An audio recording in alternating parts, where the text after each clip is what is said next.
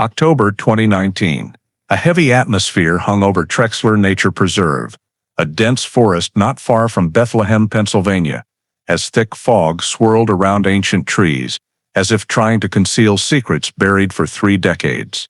The beam from a walker's flashlight swept across the layer of decayed leaves, illuminating something no one thought would ever be found again. "Central, I need backup immediately, and send the coroner's unit," his voice echoed through the damp canopy. What began as a weekend hike had turned into something entirely different, something that would finally answer the questions that had haunted Lehigh Valley for 29 years. A partially skeletonized set of human remains lay buried beneath the soil, and right beside it was a rotted cassette tape.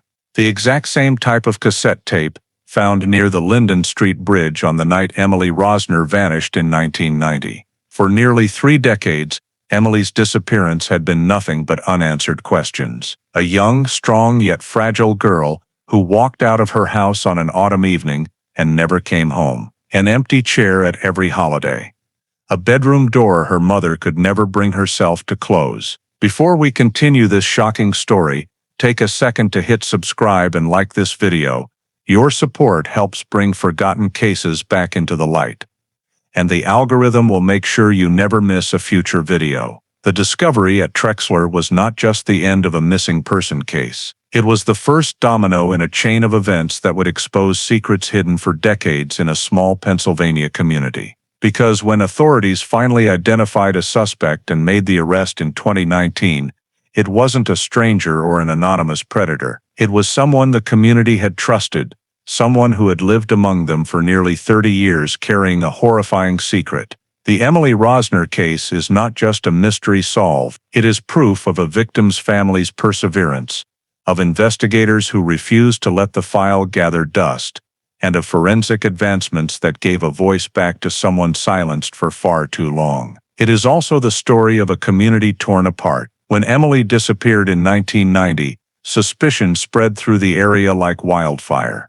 Neighbors suspected one another. Friendships shattered.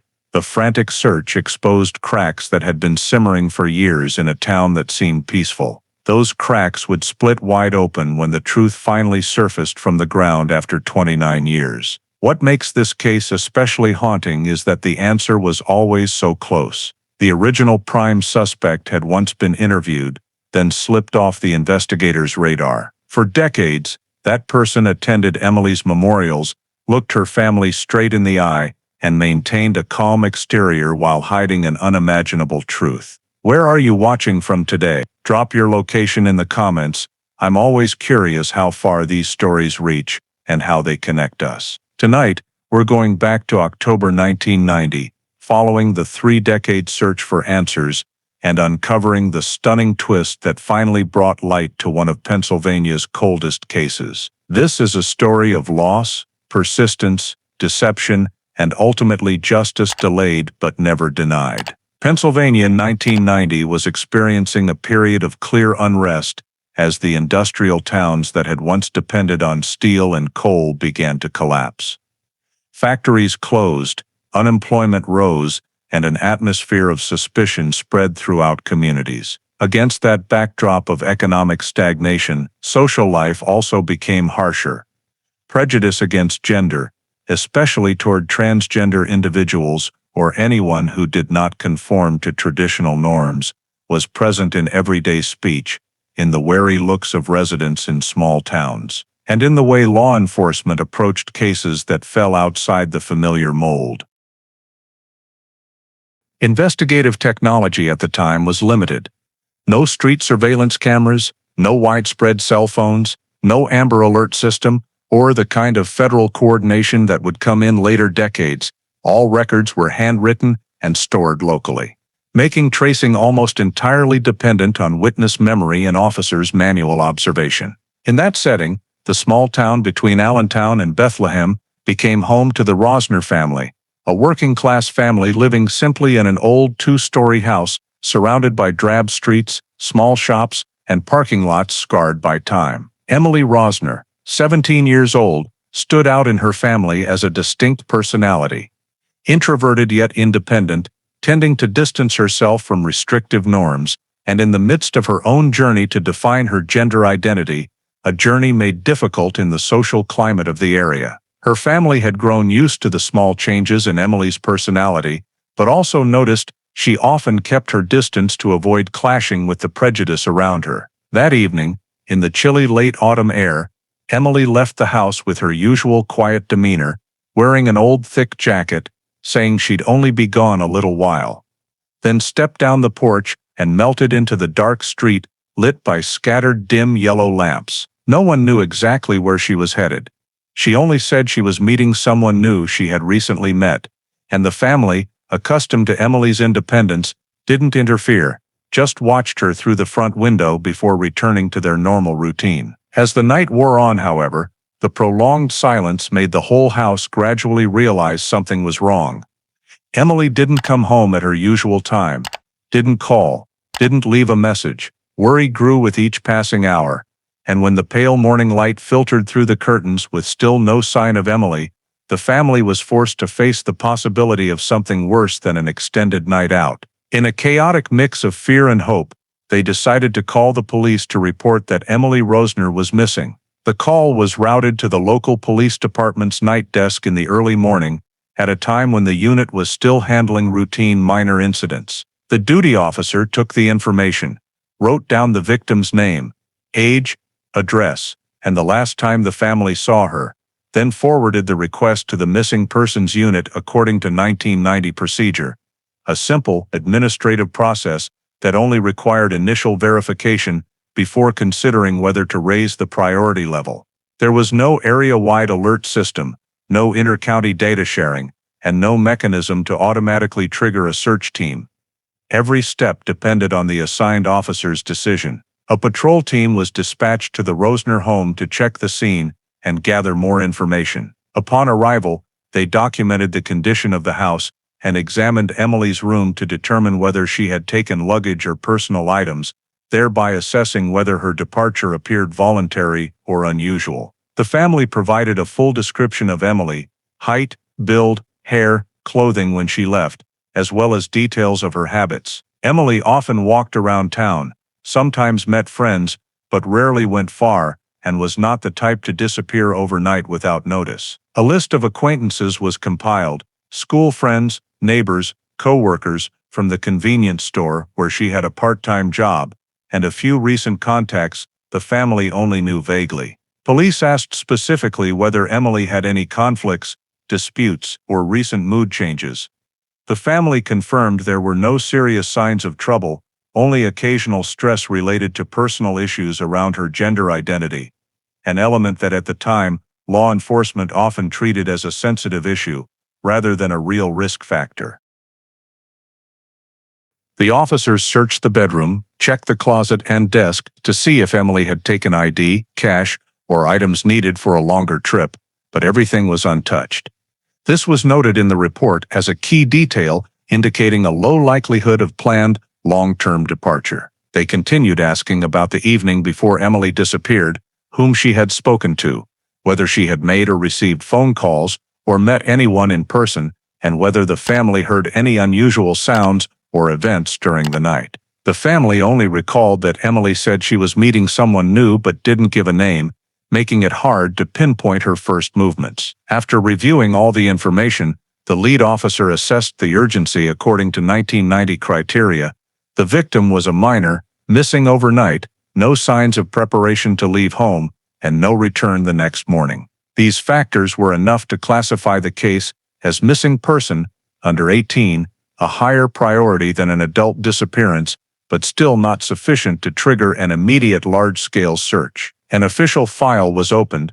Emily Rosner was recorded as missing, with personal description and all information gathered from the family. Police decided to begin by checking locations Emily might have gone and contacting her closest acquaintances for initial information. Notes and descriptions were sent to headquarters for task assignment to individual officers. From that moment, Emily Rosner's disappearance officially entered the local police department's active investigation list, launching the next steps to locate her first trace from the night she vanished. Immediately after the missing person file was opened, The assigned officers began gathering information to establish an initial timeline, viewing this as the critical step to determine where Emily went, whom she met, and when she disappeared. After finishing at the family home, they expanded to people who had regular direct contact with Emily, starting with friends at the high school she attended. Her close friends described Emily as someone who often struck up conversations with strangers around town, sometimes making friends quickly, but not maintaining them long-term. They said that in the week before she went missing, Emily had mentioned a person named Mikhail, a young man living in the Bethlehem area, who worked on the production line at an old steel mill. None of the friends knew exactly how the connection started, only that Emily seemed curious and wanted to learn more about him. Some friends said Emily had felt uncomfortable after a couple of recent meetings, but wouldn't explain why. Police added the name Mikhail Bragan to the list of people to verify, treating it as the only solid lead at that point. From friends, investigators moved on to interviewing neighbors around the Rosner home to see if anyone had seen Emily leave. One neighbor across the street said they saw Emily's figure walking down the sidewalk, but couldn't pinpoint the direction because the streetlights were dim. Another mentioned a strange car in the area that night, but couldn't recall the color or license plate and wasn't sure it was connected to Emily. Police combined all statements to identify the set of places Emily was most likely to have gone that night. The gas station at the end of the block, where she often bought drinks. The town square where teens hung out. The convenience store where she had worked, and the road toward Bethlehem, where friends thought she might have been meeting Mikhail. With these facts, police began sketching a projected route of the victim's starting point, the Rosner home. Priority Road #1 toward the gas station, Road #2, the old industrial area where many young people gathered at night.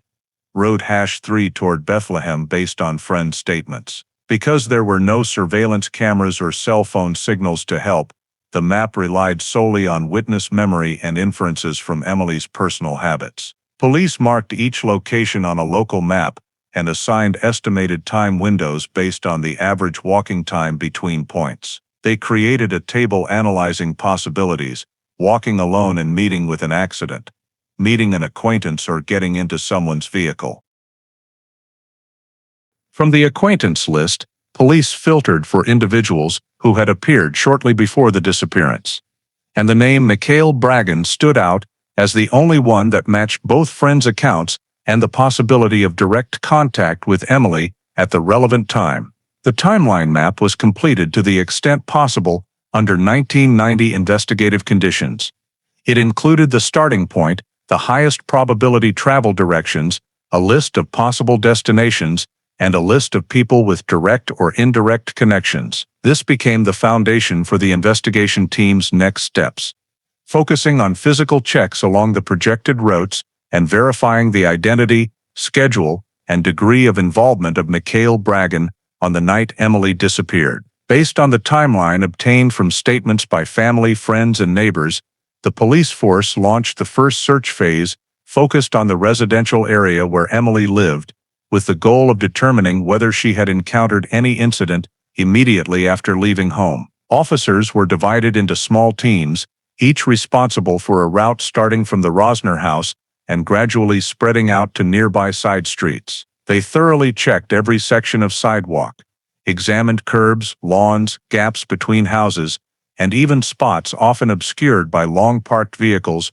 or old fences. The cold weather had left the ground dry and hard, preserving no footprints or drag marks, which significantly reduced the ability to identify any unusual signs. At the same time, patrol units moved into areas that, according to the timeline, Emily was likely to have passed through at the time she left home. They checked the gas station at the top of the street, the small convenience store where Emily had worked part-time, and the area around the town square, a place where teenagers often gathered in the evenings. The convenience store owner confirmed he had not seen Emily that night, and the night shift employee at the gas station also did not recall seeing her. The absence of surveillance cameras meant verification relied entirely on human memory, which is prone to error and limited by time, especially since that night had no notable events to make staff pay particular attention. Another search team examined the route, connecting the residential area to the old industrial zone, an area known to be deserted at night, but frequently used by teenagers as a shortcut to avoid the main roads. They shone flashlights into the spaces between abandoned warehouses, checked overgrown areas, and rough ground around the old steel mill, but still found no personal belongings, clothing traces, or signs of a struggle. The search was expanded to locations Emily's friends believed she might have gone to before meeting the new acquaintance. One team checked the trail along the Lehigh riverbank, a spot popular for walking or hanging out, but the damp soil and strong wind blowing off the water had left the area completely clean, preserving no traces whatsoever. Police also searched bus stops but found no information indicating Emily had used public transportation. Throughout the search, patrol units noted every suspicious individual present in the area, including unfamiliar parked vehicles or people who did not regularly appear, but none proved relevant to the disappearance. Questions raised internally within the investigation team centered on the possibility that Emily had left the area very soon after stepping out of the house, meaning the initial search routes could not cover her entire journey. However, without concrete evidence, expanding the scope remained limited. After many hours of continuous searching on the first day and rechecking the next day, the results remained unchanged. No physical traces were found, no direct witnesses clearly remembered seeing Emily, and there were no indications she had been pursued or harmed within the immediate vicinity of her home. Every search result was empty, forcing police to acknowledge that if Emily had met with foul play, it had occurred outside the primary search zone. This pushed the case into a state of lacking direction, and investigators were compelled to consider other possibilities, including that Emily had left the residential area in someone else's vehicle shortly after walking out the door. After completing the initial search phase with no traces or physical evidence recovered, investigators shifted focus to the list of individuals who may have had contact with Emily before her disappearance, with the most prominent name being Mikhail Bragin, a person mentioned multiple times in statements from her close friends. Police began by verifying basic information: his current residence, work schedule, and social connections in the Bethlehem area. Personnel records from the old steel mill showed Mikhail was an Eastern European immigrant worker hired during a winter staffing increase. He worked the afternoon shift and typically left the factory at a time that aligned with the window when Emily was reportedly meeting a new acquaintance. This made him a person who needed to be interviewed to confirm his whereabouts and activities on the night Emily vanished. Police visited Mikhail's residence, a rented apartment in an older building for factory workers, and noted that he was home, calm, and showed no anxiety when asked to cooperate. They requested he provide a statement regarding whether he knew Emily or had ever met her outside town. Mikhail confirmed he had met Emily a few times previously in casual settings, describing brief encounters at public locations. He said she was merely a social acquaintance with no deeper connection, and denied arranging to meet her on the night she disappeared. When asked about the time he left work and his specific activities that night, Mikhail stated he went straight home after his shift, did not meet anyone, and did not leave his apartment until the next morning.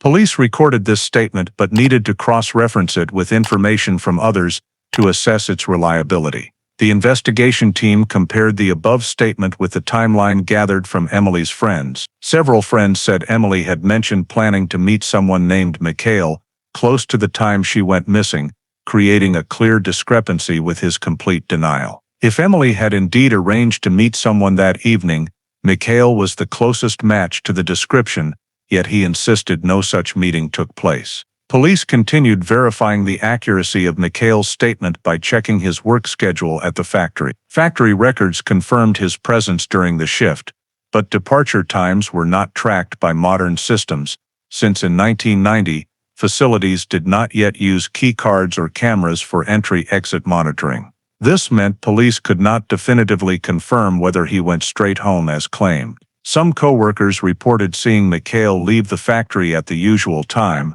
but no one was certain where he went afterward. Meanwhile, Emily's friends insisted she had appeared eager to meet this new acquaintance, and had directly mentioned the name Mikhail before the day she disappeared. Police placed the two pieces of information side by side, friends' statements that Emily actively wanted to meet Mikhail versus Mikhail's statement completely denying any planned meeting with Emily. This contradiction became the first significant point of interest in the line of inquiry concerning him. The investigation team continued questioning the nature of their acquaintance, how they met, under what circumstances they interacted, and whether Mikhail had ever invited Emily anywhere. He answered vaguely, saying they had only spoken a few times by chance when running into each other around town, but he offered no clear explanation for why Emily would tell friends she planned to meet him. Some of his responses appeared inconsistent, particularly when asked why he denied any meeting when multiple sources indicated Emily intended to meet someone with a name matching his. Police noted these inconsistencies, but under 1990 investigative conditions, they lacked sufficient tools to independently verify every detail: no phone records, no cameras, no physical evidence directly linking Mikhail to Emily leaving home. This kept the matter at the level of suspicion only. At that point, investigators concluded that Mikhail Bragin had some connection to the timeline preceding Emily's disappearance, but the degree of that connection could not yet be classified as criminal. He was placed on the persons of interest to monitor list in the file, with a note that any new information gathered during the investigation must be cross-checked against his statement. The team continued exploring possible contact between Emily and Mikhail, but due to the absence of concrete evidence, they could not yet shift the case toward a criminal investigation and were forced to keep it framed as a missing person case with suspected involvement by someone known to the victim. Parallel to cross-referencing Mikhail Bragin's statement, investigators broadened community information collection to determine whether anyone had seen or heard anything unusual on the night Emily disappeared. Several calls came into the police station in the first days after news of the disappearance spread, mostly scattered reports from residents living near areas Emily might have traveled through. Police began compiling these reports, categorizing them primarily into two groups: those involving vehicles that appeared unusual that night, and those involving sounds of arguments or conflict. The evidence team visited each location mentioned in the reports. One resident living near the road leading to the old industrial area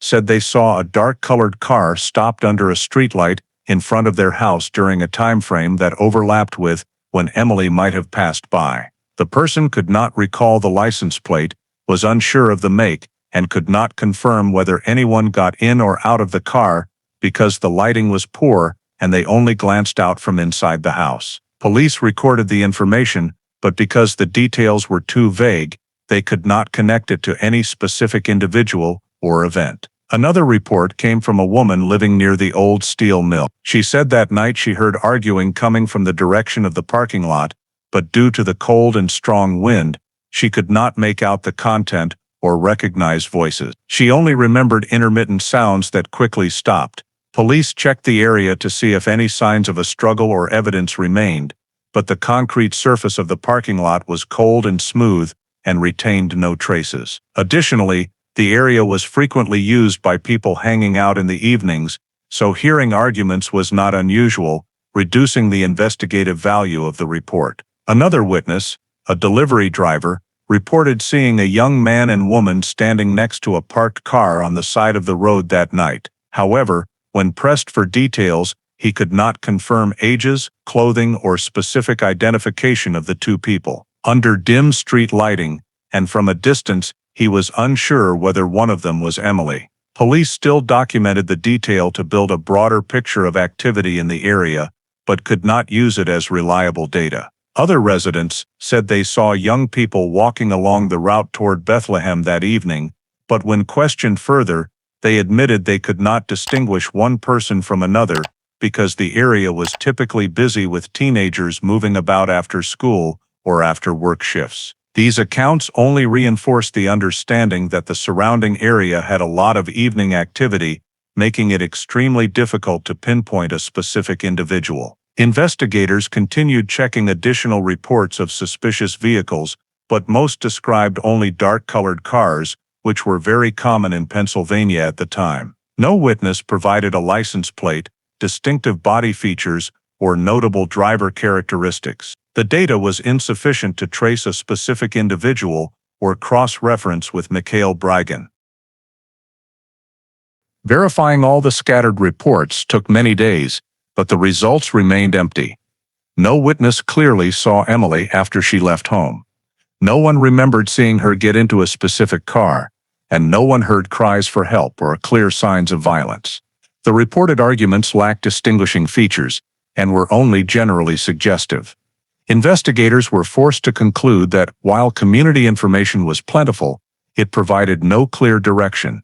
The vague reports, memories distorted over time, and lack of detail prevented police from identifying any lead to expand the investigation. In conditions without cameras, phone data, or physical evidence, the information obtained from the community remained reference material only, insufficient to shorten the search process or narrow the scope of suspicion. The investigation team realized they needed a more concrete lead, a physical clue or a clear statement, to move the Emily Rosner missing person case forward.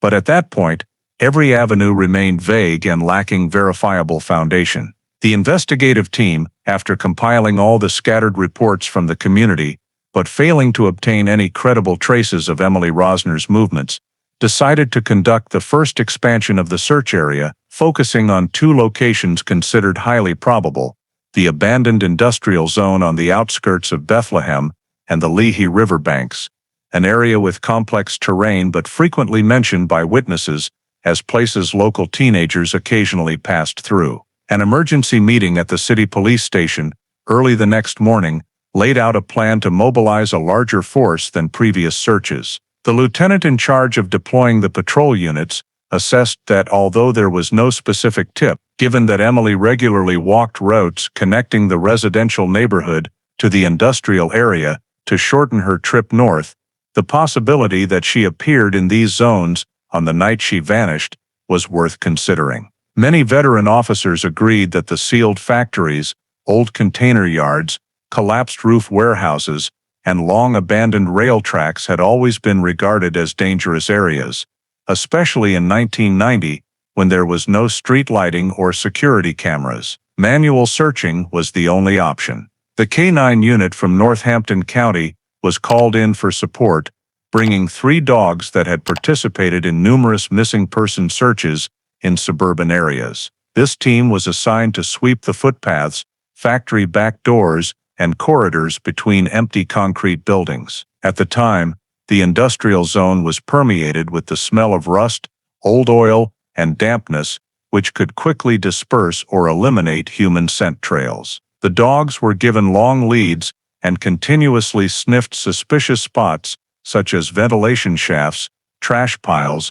and staircases leading to basements. However, after nearly 2 hours of continuous sweeping, none of the dogs showed a strong reaction or followed a sustained scent trail. This led the investigative team to conclude that if Emily had ever been there, any scent trace was gone, likely completely carried away by the cold weather and dry winds typical of the Lehigh Valley. Police then split into multiple foot teams that pushed deeper into the rows of large factory buildings. Inside, thick metal dust covered everything, concrete floors were cracked, and support columns were stained with rust. Some officers checked every room and wall nook, but the only things found were old tools, scrap metal, empty paint cans, and signs that homeless people occasionally sheltered there. No personal items that could be linked to Emily were discovered. Walkie-talkie calls constantly confirmed that teams were following the routes marked on the map. By noon, the entire industrial zone had been swept once, yet no suspicious signs indicating Emily had ever been within the area were found. Meanwhile, the second search team deployed along the Lehigh River banks, where the water was deep, cold, and fast-moving, especially dangerous in winter. This group consisted of river patrol officers, rescue personnel, and 2 experienced divers. They spread out searching along the embankment and bushes at the water's edge. Dry branches, exposed roots, and slippery pebbles made approaching the riverbank risky, forcing officers to wear safety ropes tied around their waists. The The divers went underwater at 3 locations considered likely to trap large objects where debris typically accumulated. They performed short dives using underwater flashlights to scan the riverbed, but mostly saw only rotten branches, floating trash, and rusted metal pieces swirling in the current. There were no traces of clothing, shoes, or any evidence that could be linked to a missing person. On shore, another group used drag hooks along the canal near the old concrete bridge, but every effort yielded nothing. Frustration grew in the silent atmosphere among the search personnel. Many younger officers, participating in a large-scale search for the first time, began to realize how unpredictable missing person cases could be in vast, complicated environments like river systems and ruined industrial zones. The afternoon wind carried a biting chill, making the search slower and more grueling. As the sun dropped low, command ordered a status summary: no body found, no drag marks, no footprints, no personal belongings of Emily's, and no signs of violence. All they had was a huge empty space that provided no answer to where Emily went after leaving home. Some officers suggested returning the next morning with better light, but the crime scene analysis team felt there were no standout points worth immediate re-examination. Thus, the search, despite being carefully prepared and rigorously executed, ended without any significant progress. The Rosner family's anxiety only increased as police once again returned empty-handed. Still, investigators concluded that expanding the search area had been a necessary step, and the absence of findings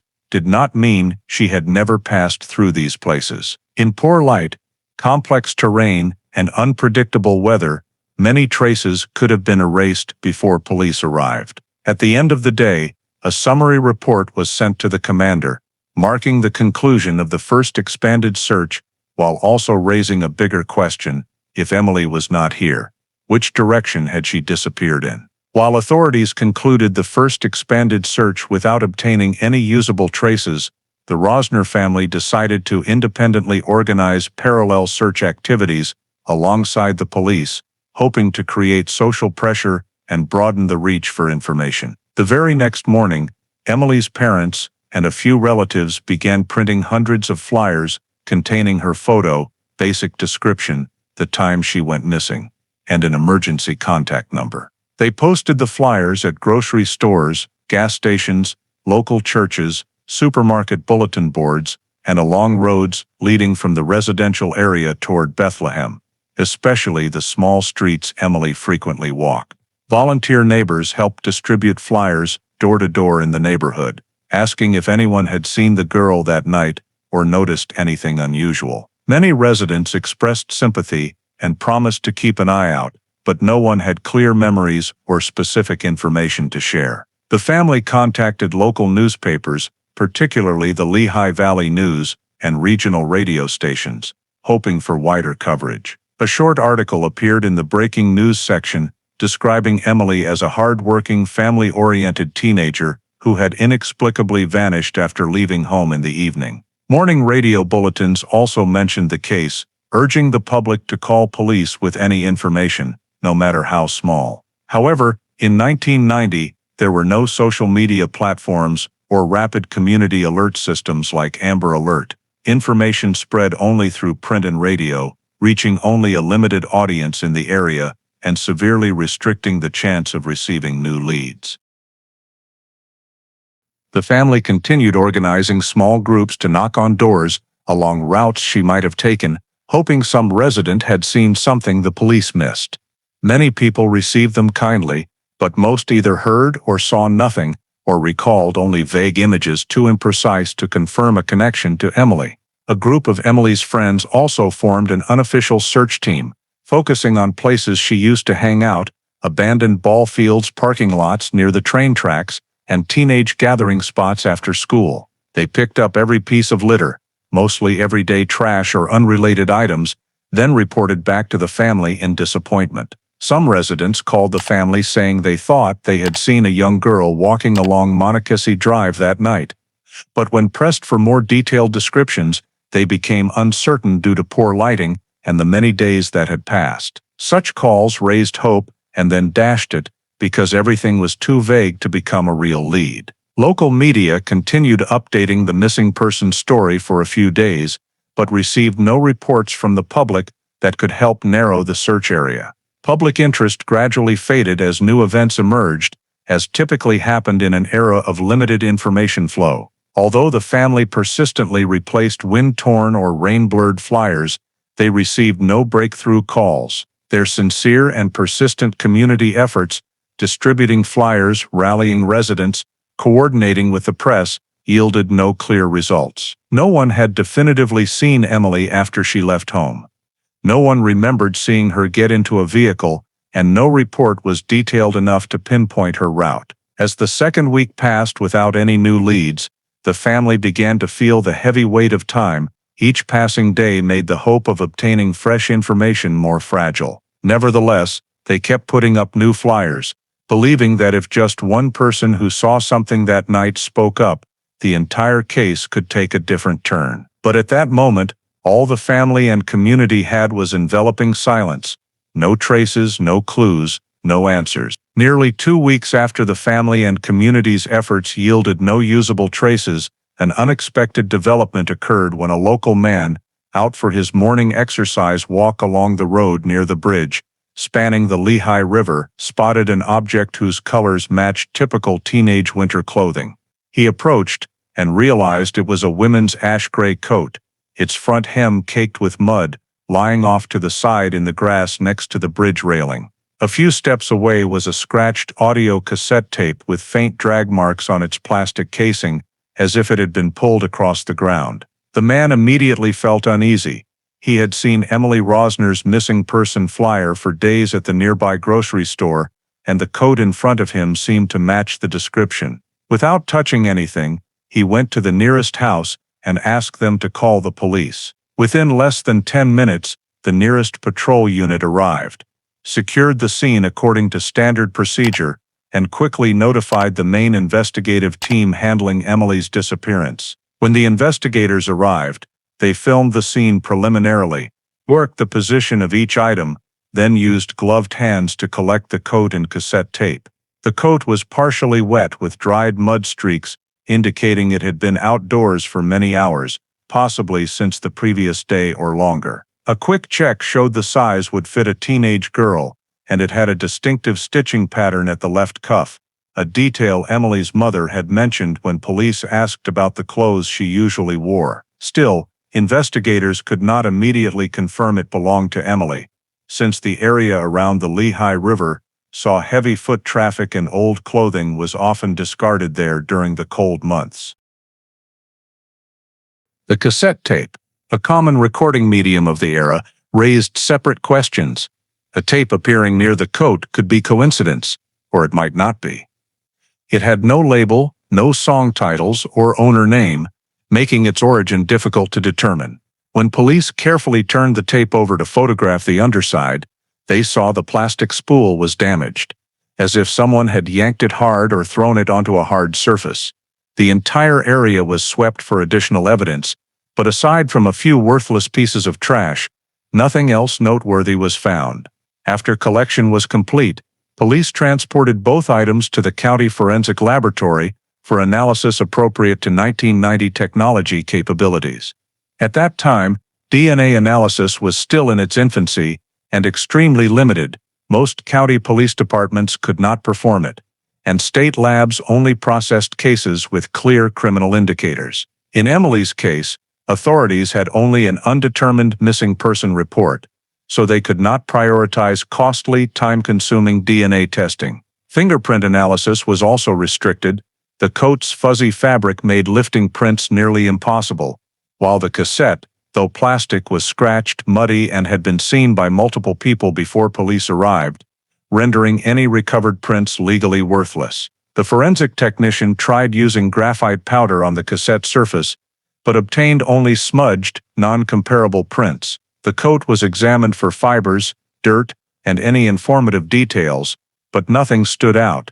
It was simply a common youthful style widely sold in Pennsylvania mass-market clothing stores at the time. Although the Rosner family later viewed it and felt it closely resembled Emily's, Police could not fully confirm ownership, as there was no name tag, unique label, or unmistakable identifier. The coat was dried, sealed in a moisture-proof bag, and placed in storage, while the cassette tape was preserved in an airtight plastic. In the preliminary report to the commander, investigators noted the items had potential relevance, but could not yet be linked to the victim, provided no directional information, and were insufficient to alter the investigative strategy. The discovery of the coat and cassette tape drew attention, yet it created an even larger void. If these really Emily's belongings, why did they appear here? Why were there no other traces nearby?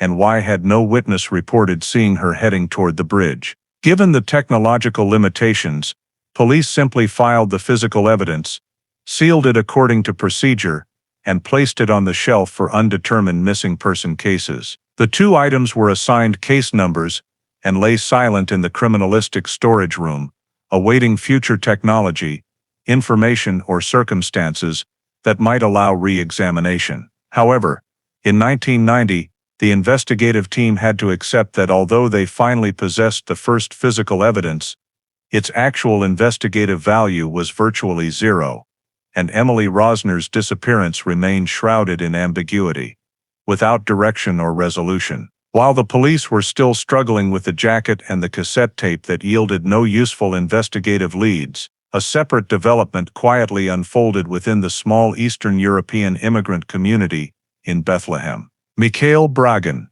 the individual recorded as the last person to have had indirect contact with Emily through accounts from her friends, suddenly left Pennsylvania without any prior notice. This information did not initially come from the police, but from the owner of the boarding house where he rented a small second-floor room. The landlord called the station to ask whether the police needed to collect Mikhail's belongings, since he had left the room empty, dropped the key under the doormat, and vanished since the previous weekend.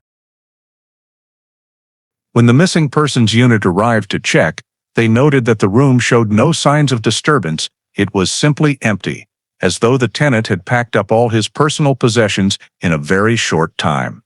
The landlord said Mikhail had not said goodbye, had not given notice of moving, and had left no forwarding address or contact phone number. This drew the police's attention because the timing of his departure coincided exactly with the first noisy days of local media coverage about Emily's disappearance. However, that attention could almost never be converted into any legal action, because in 1990, leaving one's residence was not a crime, and the police could not detain someone simply for knowing the missing person, especially when there was no evidence of direct involvement. Internal records noted that Mikhail had not shown up to his job at the machine shop for more than 3 consecutive days, and when the manager tried to call the phone number listed on his employment application, the operator informed them that the number had been disconnected. One coworker vaguely heard that Mikhail had relatives in New Jersey and might have gone there.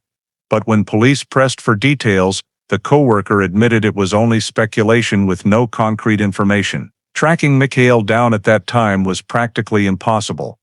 Identity records were scattered, there was no directly linked federal database like those that came later, no real-time license plate checking tools, and no interstate travel records for ordinary citizens. Even determining what means of transportation he used was impossible, since Mikhail did not own a vehicle registered in his name and usually hitchhiked with coworkers or walked. Legally, the police could only note that a person previously interviewed in connection with the disappearance had left the state, but they had no grounds, evidence, or authority to request assistance from other agencies to locate him. A short meeting within the investigative unit was held to evaluate whether the search should be expanded to include surveillance of Mikhail, but the final conclusion was not feasible. There was no witness confirming he was the last person to see Emily, no physical evidence linking him to the scene or to any of the collected items, and no prior suspicious behavior recorded beyond the fact that he lived in isolation, spoke little, and kept his distance from others. Those factors were insufficient to establish legal grounds to monitor or prevent him from leaving Pennsylvania. In the internal report filed with the case documents, the lead investigator clearly wrote, "Noted departure of previously interviewed individual, no legal basis for detention, no direct evidentiary link between this individual and the disappearance established." In other words, Mikhail's disappearance was marked as a note of suspicion, but could never become a concrete investigative action. This accurately reflected the limitations of the era: lack of technology, lack of connected data, and lack of standardized procedures for teenage missing persons cases. In informal conversations outside the meetings, a few officers admitted that Mikhail leaving the state right when the disappearance was spreading across the local press felt unnatural, but they also understood that suspicion alone could not replace evidence. One older officer once said, "We can suspect a lot of people, but if we have nothing in hand, it's just guesswork." And as he said, Mikhail's files simply lay quietly in a small corner of the case documents, no red underlining, no priority marking, no avenue for expansion. The investigative system in Pennsylvania at that time prioritized cases with clear signs of criminal activity. In a traceless disappearance like Emily's, limited resources meant any information that was not decisive was set aside. Emily's family was never informed of this departure, because by regulation the police could not disclose information about interviewed persons unless it directly served the search process. Thus, Mikhail Bragin's disappearance from Pennsylvania became a loose fragment in an already indistinct picture, a detail troubling enough to raise questions but not weighty enough to alter the course of the investigation. It was recorded, archived, and then covered by the thick dust of unsolved cases.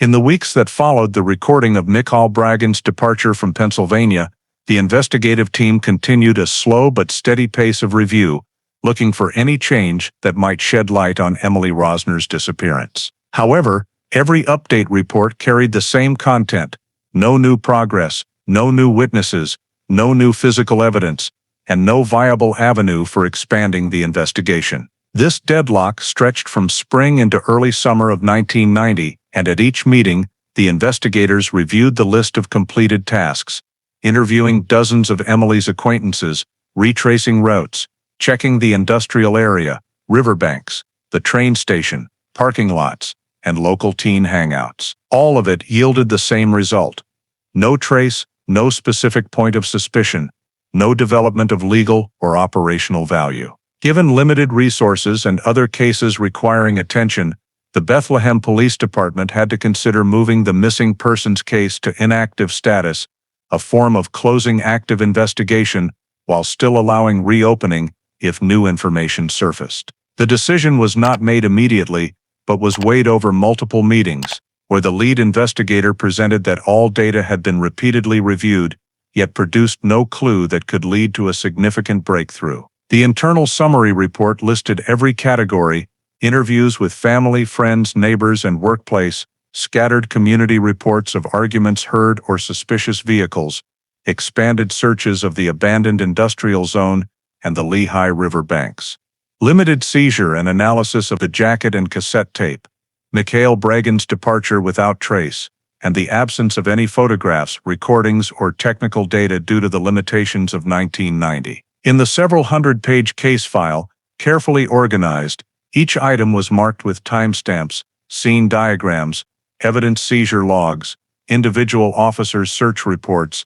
and margin notes about professional hypotheses that were considered and then rejected. The team spent weeks resystematizing all the data to ensure no detail that could become a potential lead was overlooked. They re-examined every line of description, every search area map, every interview transcript. Some officers suggested rechecking the eastern residential area of Bethlehem, but the proposal was rejected because no information indicated Emily had ever gone in that direction. Others suggested considering the possibility she was taken outside the searched area, but field analysis showed that all roads out of town had traffic, and the absence of any witness in a forcible abduction scenario was improbable. Every line of reasoning quickly reached a dead end due to lack of foundational evidence. When the team faced the reality that they could not generate new information from old data, the supervising commander formally proposed transferring the case to inactive status. This meant withdrawing all dedicated personnel,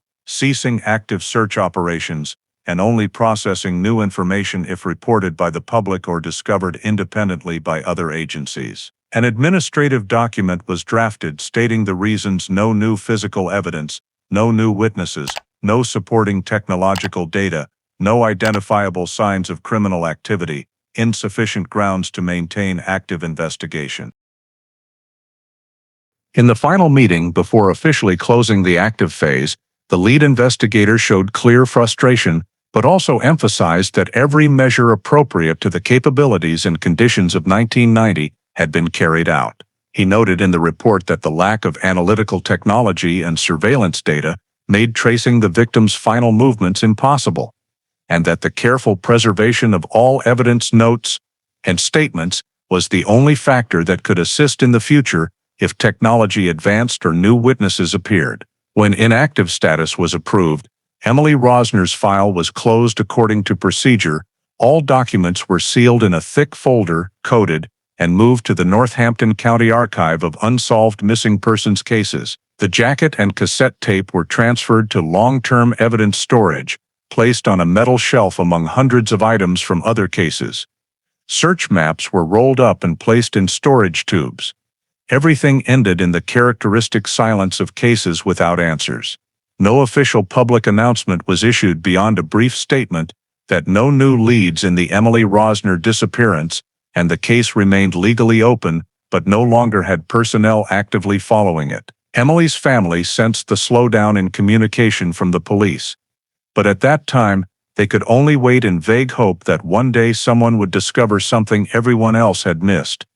For the investigators, this conclusion simply recorded that every feasible avenue had been checked, and given the technological and procedural constraints that prevented going further, the case had to enter a static state, directionless, without progress, and without light at the end of the tunnel. From early 1991, after Emily Rosner's missing persons file was officially moved to inactive status, time began to pass with the quiet, heavy rhythm typical of unsolved cases, and for nearly the next decade, not a single new signal appeared to break that silence. The investigative unit, while still maintaining procedures for receiving tips, recorded that no witness during this period came forward proactively to add data or change the understanding of Emily's final hours. All previous statements remained unchanged.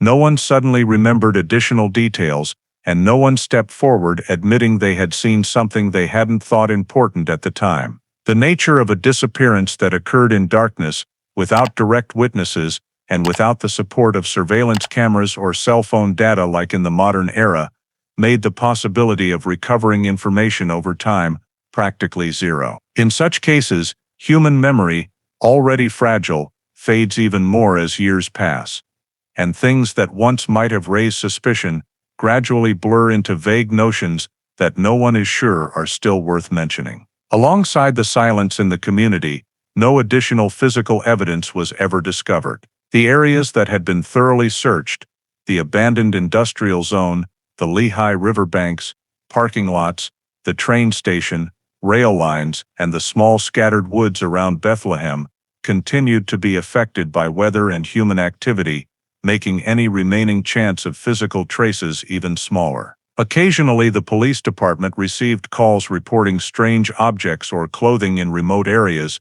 but upon inspection they turned out to be wind-blown trash or long-abandoned old clothes. Every item examined was unrelated to Emily, and each verification only thickened the file without opening any new investigative direction. Meanwhile, Emily's family maintained the habit of contacting the police periodically, at first weekly, then monthly, then every few months. But each call received the same answer: no significant updates, no progress, no new information. The desk officers familiar with the family always spoke with empathy, but the truth remained unchanged. Nothing to report, no new leads, no basis to resume active investigation. Some younger officers who joined between 1993 and 1994 reviewed the file as part of training, learning how to read statements, evaluate scene diagrams, and understand evidentiary gaps in the pre-modern technology era. But they too found no errors in the original investigation that could revive the case. Everything stopped at done within the capabilities of the time, and without new information no one could justify restarting a full search effort. Emily's family, especially her mother, continued to visit the police station on the anniversary of the disappearance or her daughter's birthday, bringing photographs, notes, or sometimes just the wish to hear that something, anything had changed, however slightly. They always hoped that someone, somewhere, would finally speak up. But from 1991 to 1999, no one appeared with a confession, no anonymous caller provided information, and nothing suspicious was found that could reactivate the case. The original investigators from the first year were gradually reassigned to other duties. Emily's disappearance became one more entry on the long list of archived Northampton County files, not forgotten, but with no reason to be prioritized for re-examination. The flyers once posted on bulletin boards were replaced by newer notices. Local newspapers no longer mentioned the case when there was no development to report. This silence caused Emily's disappearance to gradually become a story spoken of only within the family and a few close friends, while the surrounding society continued moving at its own pace. Nearly 10 years passed, and Emily Rosner's file remained in the same spot in the archive, undisturbed, unsupplemented, unreviewed, a completely frozen case, without progress, without hope, and without resolution. Starting in 2000, when the field of forensics in the United States entered a clear period of transformation with the rapid development of free DNA analysis technology, STR techniques, and the establishment of national databases like CODIS, many police departments across the country began reviewing old case files to assess whether the new technology could be applied to unsolved cases. However, when Emily Rosner's file was pulled for the routine periodic review of long-term missing persons cases, the conclusion came quickly. The evidence collected in 1990 contained no usable biological samples from which a complete or even preliminary DNA profile could be created. The jacket, an absorbent material, had been exposed to the elements for an unknown length of time before it was found, and was then processed using 1990-era techniques that did not prioritize the preservation of microscopic biological traces such as skin cells or hair. The areas most likely to retain DNA, cuffs and seams, had been degraded by mud and moisture. When the county forensic technician re-examined the items in 2001, they confirmed that no reliable DNA sequence could be extracted from what remained. The cassette tape fared no better. Its plastic surface was scratched, caked with mud, and had been handled by multiple people before police secured it, rendering any potential touch evidence heavily contaminated. STAR technology, though advanced for its time, still could not recover evidence that had been contaminated and subjected to extensive environmental degradation. Several higher capability state-level forensic units were asked to test the items, but reached the same conclusion: no clear biological sample, no suitable evidence, no possibility of entering a DNA profile into the national database. At that time, CODIS was expanding, and many older cases were being solved through intact DNA matches, but Emily's case did not qualify because it failed to meet the technical standards. Although the Bethlehem Police Department wanted to take advantage of the new technology, they also recognized that sending substandard evidence to the state lab would waste scarce resources. During the 2002 case review meeting, the detective in charge of Emily's file reported that the forensic opportunity was essentially zero and the case could not be moved into the DNA backlog category because there was nothing to analyze. The early 2000s saw explosive growth in forensic science, improved latent fingerprint testing, laser crime scene scanning, and the ability to separate mixed biological samples.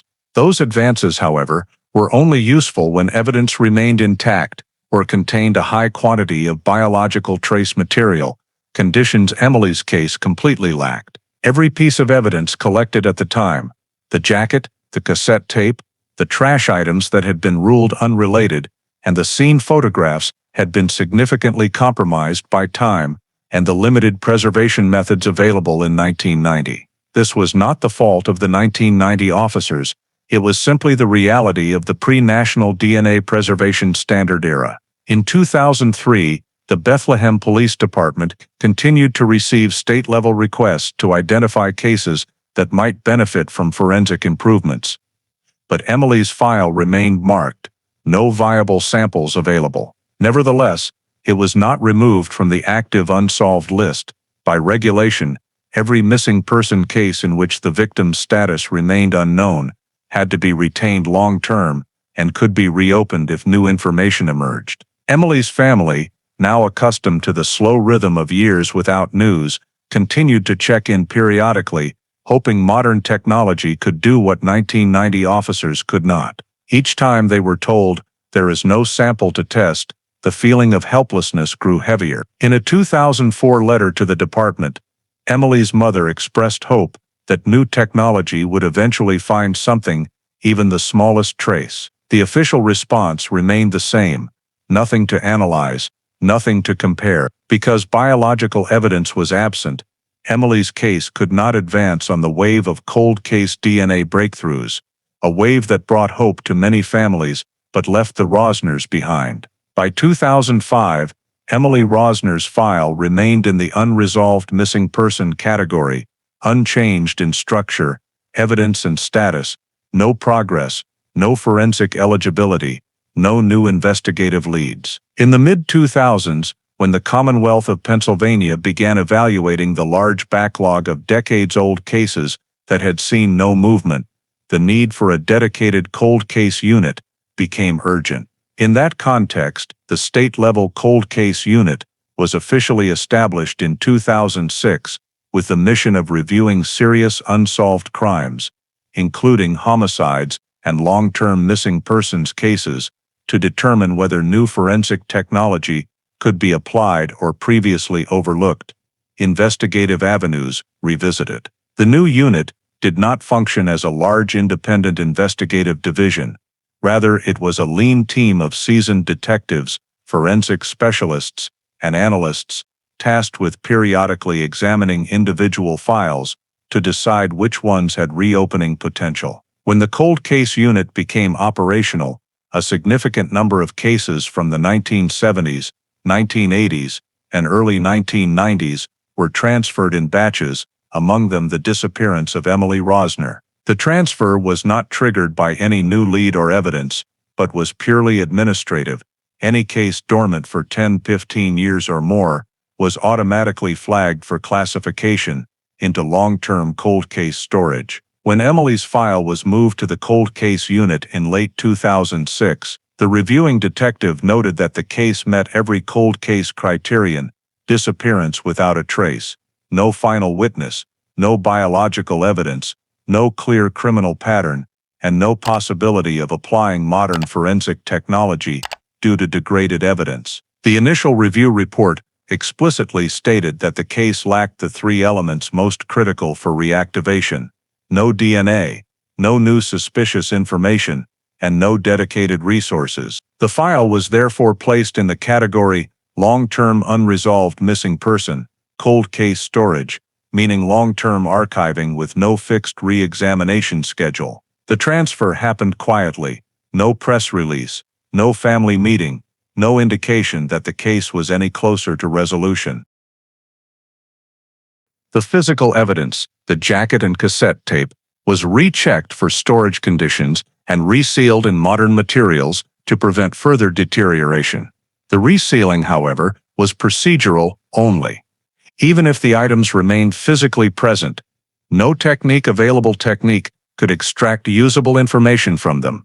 Despite its action-oriented name, the cold case unit was constrained by budget, staffing, and prioritization. Cases involving potential suspects or testable DNA received far higher priority than nobody missing persons cases. Thus, although Emily Rosner's file was now housed in the new unit, that did not mean the investigation was reopened. In the unit's first year, the team reviewed files for possible DNA testing, but Emily's was marked not eligible for forensic review due to the absence of samples. At the 2007 year-end meeting, when the unit commander asked for a short list of cases suitable reactivation candidates, Emily's case was not included because it lacked strong physical evidence. In subsequent years, the cold case unit's process remained unchanged. Files were stored, periodically reviewed when required by the state or auditors, but there was no investigative justification to reopen the case. The local Bethlehem detectives occasionally received letters from Emily's family and, as required, responded with the standard message, "The file is being held by the cold case unit and will be examined if new information arises." At the system level, that was accurate. In practice, no information or procedure existed that could restart the investigation. The gap between public expectations and the unit's actual capabilities became especially clear in 2008. 2009, when national media widely covered decades-old cases solved by DNA. Emily's family hoped the cold case unit would finally get to their daughter's case. The harsh reality was that no matter how powerful forensic technology became, it could not generate data from evidence whose biological components had completely degraded. Some cold case unit members even noted internally that Emily's file was typical of cases that could only be solved by new human-sourced information, not technology. An internal 2009 memo shows a reviewing detective once suggested rewalking Emily's last known route, but the idea was abandoned because no detailed 1990 maps existed showing every terrain change, and the area had altered so dramatically that reconstruction would yield no value. Throughout 2006-2009, therefore, Emily's case remained in the cold case unit under the status archived, insufficient grounds for reinvestigation, accurately reflecting the investigative deadlock of the period. No one on the team considered the case permanently closed, but neither did anyone view it as solvable through forensic technology or traditional methods. Gradually, Emily Rosner's file became just one more entry in the long-term cold case inventory, placed on a storage shelf alongside hundreds of others, not forgotten, but also not actively worked. It existed in a static state, awaiting some unexpected development that might change everything, yet during that era of advancing forensic technology, the case could not move forward even 1 inch because every element required for reactivation was missing. Nearly 3 decades after Emily Rosner's disappearance settled into silent storage in the cold case unit, an unexpected development occurred on an early autumn afternoon in 2019, when a frequent hiker in Trexler Nature Preserve,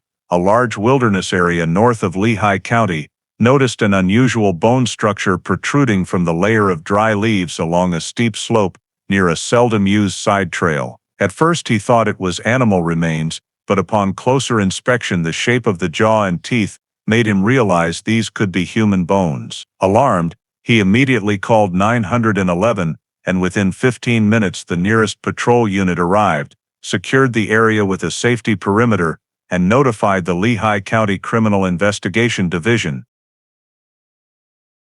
When detectives arrived, they observed that the remains were in a semi-skeletonized state, mostly disarticulated from their original anatomical positions and scattered in small clusters down the slope due to weather, animal activity, and seasonal water runoff. Surprisingly, the bones were better preserved than expected for a body exposed for many years. The partial skull was largely intact, ribs were scattered in an arc, and the pelvis lay roughly half a meter downslope. This led investigators to conclude the body had likely been partially buried or covered before erosion exposed it. The crime scene team began standard recovery procedures, photographing the entire area from multiple angles, marking the location of each bone fragment, documenting terrain and soil depth. A forensic anthropologist was called to assist with preliminary aging of the remains. Based on initial observation, the expert estimated the body could have been there for 2 decades or more, a time frame that stood out because the area had never previously been linked to any 1990s missing person case. As the search expanded a few meters around the skull, the team discovered small objects, partially buried under leaf litter. A small rotten scrap of fabric that had lost all original color. A heavily corroded metal keychain, and most significantly, an almost completely deformed cassette tape that nonetheless retained a recognizable shape, its black plastic case cracked open on one side, the magnetic tape inside pulled out in tangled strips and covered in dirt.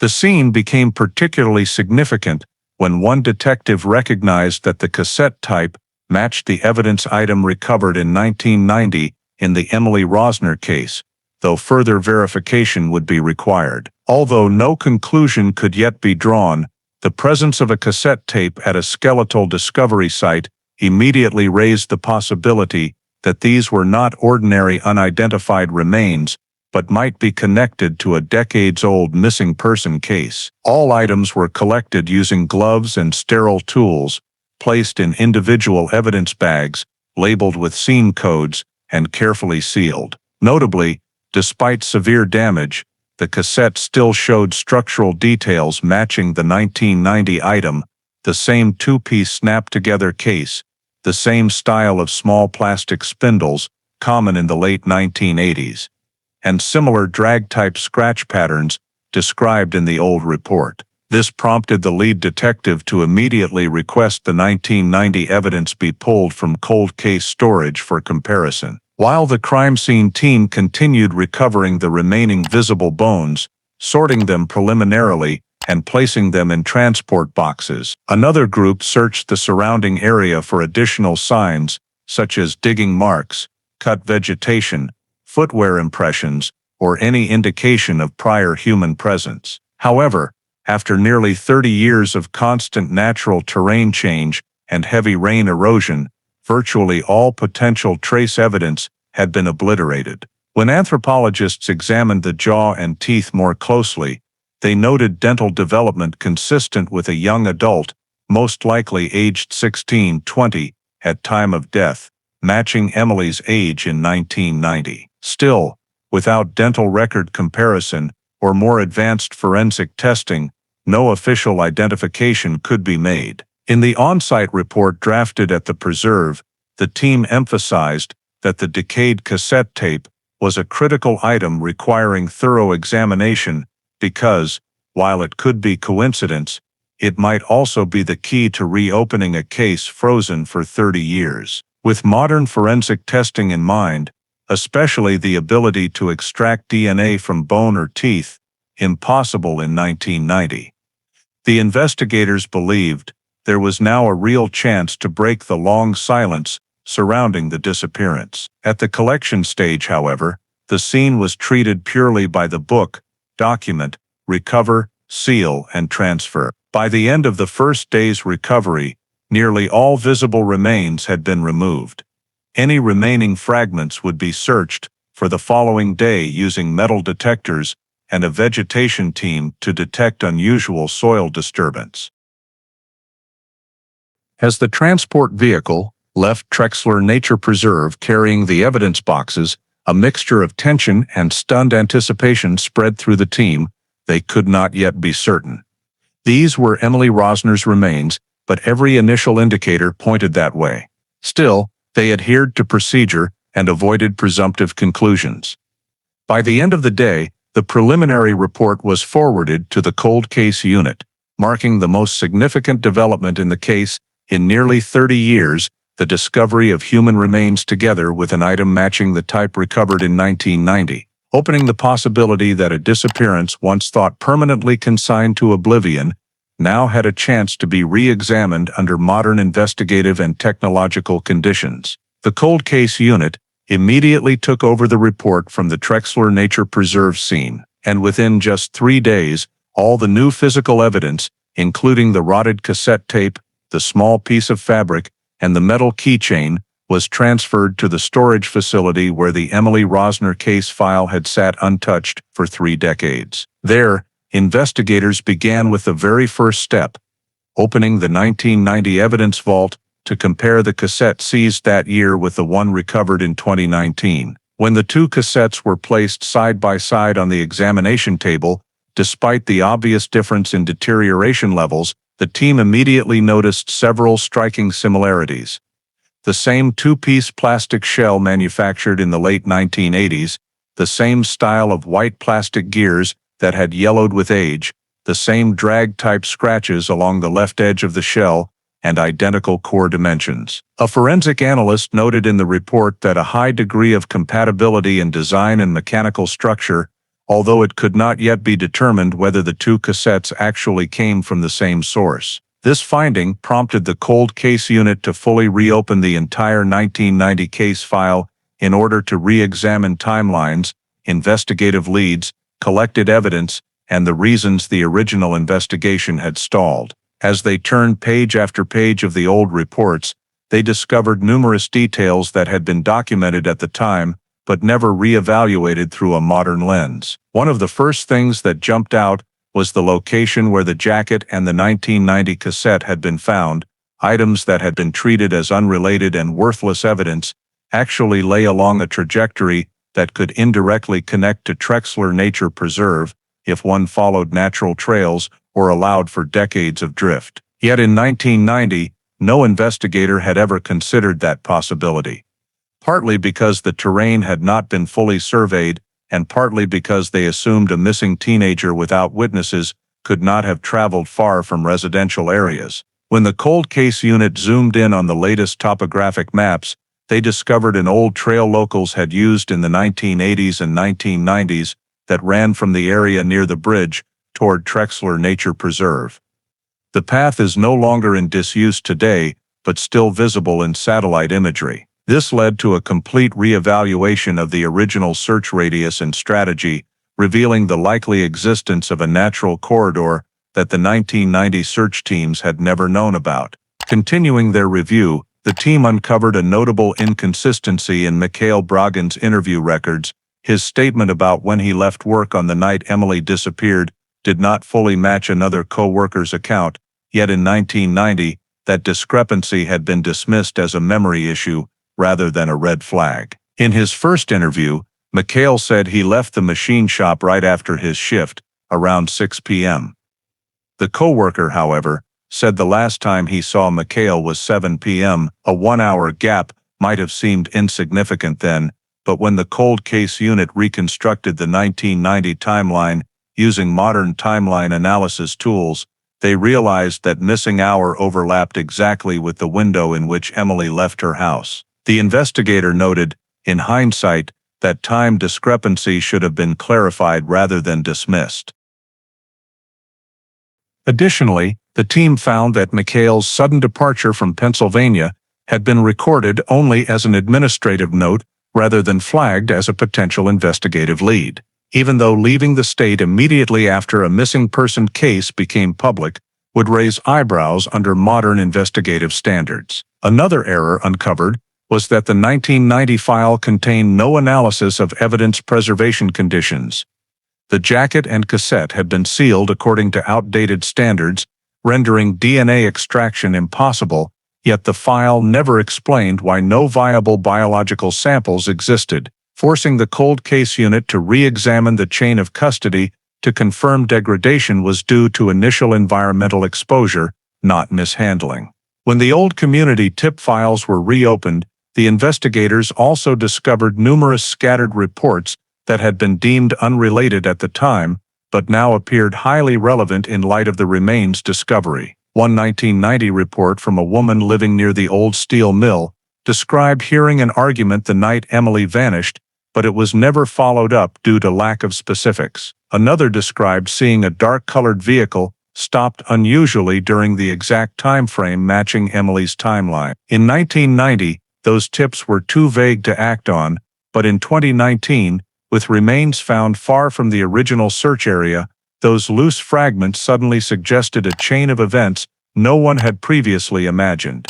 The cold case unit also noted that in 1990, no analysis had ever assessed the possibility that the victim was removed from the residential area the same night she disappeared.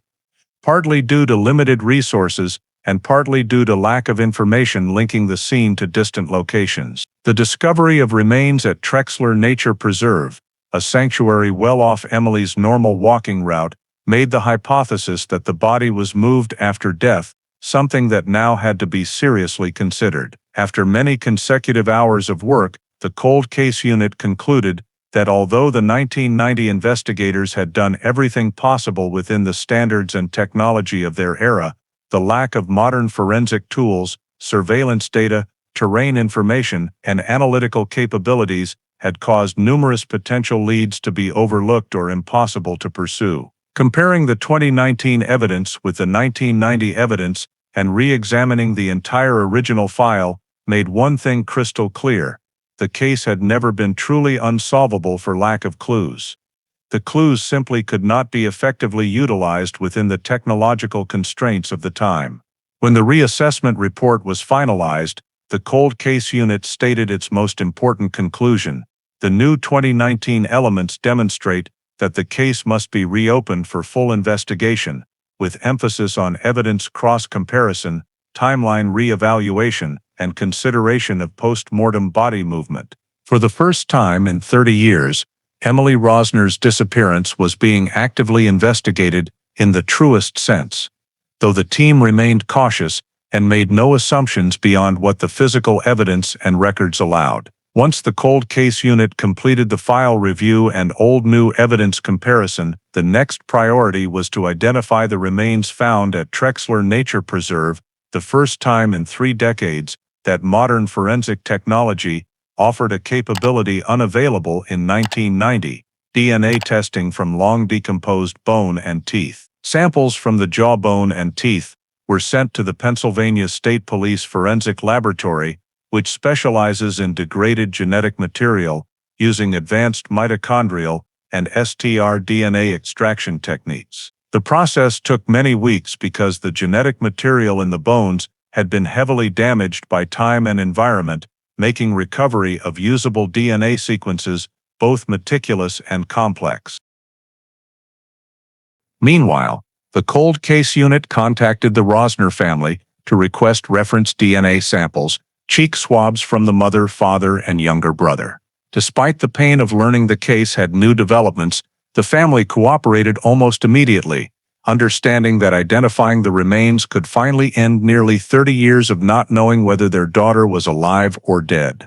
The family samples were sent to the same lab for multi-point kinship comparison, combining nuclear STR and mitochondrial DNA matching. The lab amplified whatever gene segments remained viable from the bone samples, and although only partial genetic markers were recovered, they were sufficient for familial matching algorithms. The results report arrived at the cold case unit in early winter 2019 in a sealed forensic envelope. The moment the team opened it and read the first line of the conclusion, they knew the 3-decade mystery finally had an answer. STR and mitochondrial DNA analysis indicates the remains are a direct line familial match to the Rosner family, probability 99.97%. The decedent is confirmed to be Emily Rosner, missing since 1990. This was a conclusion 1990 technology could not have reached, but next-generation forensics had achieved it. The report was immediately entered into the file, and the case was reclassified from missing person to homicide investigation, undetermined manner of death pending review. All accompanying administrative protocols were activated, official notifications were sent to the Lehigh County District Attorney's Office, the Prosecutor's Office, and the Bethlehem Police Department, which had originally handled the case. An emergency meeting was convened among cold case unit detectives, forensic experts, and prosecutor representatives to update everyone and assign tasks for the next phase. Confirming the identity was not just a major breakthrough, it fundamentally changed the nature of the case. A missing person case can carry many possibilities: running away, accident, abduction to another location, but discovering remains and confirming identity via DNA eliminated every scenario except one. Emily had been dead for a very long time, most likely the victim of criminal foul play. A supplemental forensic report noted that the degree of bone decomposition and skeletal disarticulation suggested the body had been exposed to the elements for a period roughly equal to the time since Emily had been missing, supporting the conclusion that she died around 1990. The old notes about where the jacket and 1990 cassette were found, once considered irrelevant, now had to be re-evaluated from a criminalistics perspective, because the remains being discovered, far from the original search zone, indicated the body had either been moved or dumped in a location the 1990 search teams never considered. Reclassifying the case as a homicide also meant legal units gained full criminal investigation authority over the file, rather than treating it as a simple missing person matter. The investigative team immediately prepared to enter an expanded analysis phase, narrowing the time of death window, assessing likelihood of body movement, cross-referencing new and old evidence, and reconstructing the victim's potential movements the night she disappeared. For the Rosner family, receiving the official notification brought a mixture of anguish, relief, and shock. 30 years of fragile hope finally had an answer, though it was the answer that ended any hope of her being alive. They were invited in to be briefed on the next investigative steps, because from that moment forward, Emily Rosner's file was no longer cold storage. It was an active homicide investigation with full legal authority and procedural roadmap. DNA identification had laid the foundation, and the case was now entering a new chapter, determining cause of death and identifying who was responsible. Immediately after the remains were positively identified through DNA, the cold case unit shifted focus to the only piece of evidence still capable of carrying direct traces of the perpetrator. The cassette tape found at Trexler Nature Preserve, the same type as the one seized in 1990. With the case now officially a homicide, every modern forensic resource was mobilized, and the forensics team began by assessing the tape's condition to determine whether any biological information could still be recovered from the plastic surface or magnetic ribbon. To the naked eye, the cassette was almost completely disintegrated. Cracked plastic shell, rusted screws, warped plastic gears, and magnetic tape blackened and caked with decades of moist soil. Yet that very long-term soil adhesion actually offered an opportunity. Skin cells could have become trapped between tape layers or along the shell edges. Under the microscope, technicians identified microscopic particulate matter, likely epidermal cells, lodged deep in surface grooves where the plastic had worn over time. A multi-stage degraded sample DNA extraction protocol was initiated. The cassette surface was swabbed segment by segment with specialized solution to collect all organic debris, then filtered through ultrafine membranes to remove soil and contaminants. The recovered sample quantity was minuscule and heavily degraded, making gene amplification extremely difficult. Still, modern forensic technology can trace DNA at ultra-low levels, and after multiple amplification runs, several STR segments became readable. The first surprise came when analysts realized the recovered STR profile showed no female characteristics. Y chromosome-specific alleles appeared, indicating the DNA on the tape belonged to a male individual. This was immediately documented in a preliminary report to the cold case unit, marking a major turning point. Evidence found next to the victim's remains carried biological traces from an as-yet unidentified man. The team promptly submitted the profile for comparison against CODIS, the national database containing DNA records of convicted offenders, arrestees, and unidentified samples from crime scenes. However, because the sample was so fragmented, CODIS could not produce a direct automated match. The readable STR loci were in key positions, but not complete enough for the system to return a definitive hit. The next step therefore moved to manual, expanded kinship analysis, genetic genealogy, the same technique made famous in cases like the Golden State Killer, which traces DNA through distant relatives in commercial genetic databases. Forensic experts converted the amplified DNA data into the format required for genealogical analysis and compared it against commercial databases that cooperate with law enforcement. Initial results showed the male DNA from the tape shared multiple markers with a cluster of distant relatives carrying the surname Bragin, the same surname as Mikhail Bragin, who had been interviewed in 1990 and left Pennsylvania shortly after the disappearance became local news. Although an exact individual could not yet be named, the findings were sufficient to conclude that the man who left DNA on the tape belonged to the same extended bloodline as the Bragin family. This raised a flood of new questions.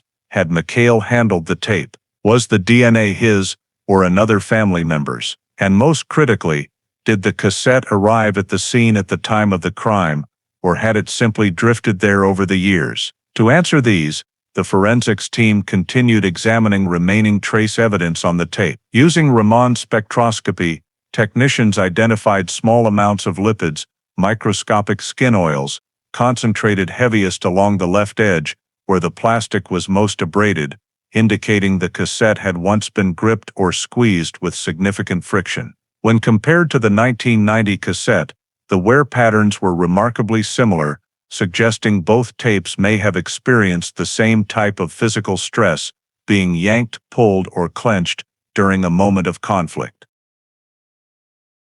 Furthermore, the fact that the 1990 tape could not yield DNA at the time did not mean it had never carried traces. 1990 technology simply could not recover degraded or contaminated DNA. By comparing residue extracted from both tapes, the lab found the remaining organic particles on the 1990 cassette displayed decomposition patterns similar to the confirmed skin cells on the 2019 tape, though insufficient for full profiling. This could not prove both tapes came from the same event, but it strongly supported the possibility they were linked in a single chain of events. In deeper analysis, the lab assessed whether the DNA could belong to someone who touched the tape many years after the victim's death. Based on degradation level, DNA deposition location and preservation within plastic grooves, they concluded the DNA was far more likely deposited near the time the tape sustained its damage, i.e., around the time of the victim's death. The detailed report stated, "The male DNA sample exhibits degradation consistent with decades of exposure and lacks characteristics of modern DNA deposited in recent years." This was crucial because it ruled out later contamination by hikers or others and strengthened the hypothesis that the man who left the DNA was present during the events that led to the victim's death. With all forensic results compiled, the genetic genealogy effort was expanded. Analysts built family trees from markers shared between the crime scene DNA and Bragen family profiles in the databases. Although no exact individual could yet be pinpointed, the list narrowed steadily, and every branch traced back to the same late 1987 residential area, Bethlehem, where Mikhail Bragen had lived. All conclusions remained legally cautious, but from an investigative standpoint, the cold case unit understood that the next step was clearer than at any point in the past 30 years. The cassette tape was not merely evidence found beside the remains, it was the direct bridge between the 2019 crime scene and a lead overlooked in 1990. Immediately after the male DNA sample was determined to have a distant blood relation to the Bragen family line, the cold case unit shifted its focus to large-scale genetic genealogy analysis, a technique requiring the combination of forensic data, private genetic databases, and modern family tree mapping tools. Genealogy experts began by uploading the DNA sample extracted from the tape roll into partner platforms that allow law enforcement agencies to use user data for investigative purposes. The system quickly returned partial matches, not sufficient to directly identify an individual, but strong enough to confirm that the DNA sample belonged to a branch of the extended Bragen family originating from Eastern Europe, with immigration records to the United States from the late 1970s. Deeper analysis revealed that the male sample's genetic markers had third or fourth degree relations to several individuals bearing the surname or with ancestors from the Bragen family, currently living in various states. This led to the next step, mapping the genealogy of the entire family line. Analysts expanded the tree across multiple generations, connecting family branches based on immigration records, civil data, birth certificates, employment records, and information from commercial genealogical databases. Gradually, a vast family network emerged, with about 24 individuals having potential blood relations close enough to be candidates matching the incomplete DNA sample. Among them, many had lived in the northeastern United States, but only a small group resided in the Bethlehem, Allentown, Easton area around the time Emily Rosner went missing. The list was quickly narrowed to 7 male individuals from the second and third generations of the family line, who were of appropriate age and present in the Lehigh Valley region during the late 1980s. As data continued to be cross-referenced, one name stood out clearly: Mikhail Bragin, who had been interviewed in 1990, but not considered a significant suspect at the time. The genealogy system indicated that the DNA sample obtained from the tape roll belonged to the same direct family branch as Mikhail, with a degree of similarity fitting a closer blood relation than others on the list. Additionally, analysts noted that among those with close blood relations to the sample, only Mikhail resided in the area at the time of the incident.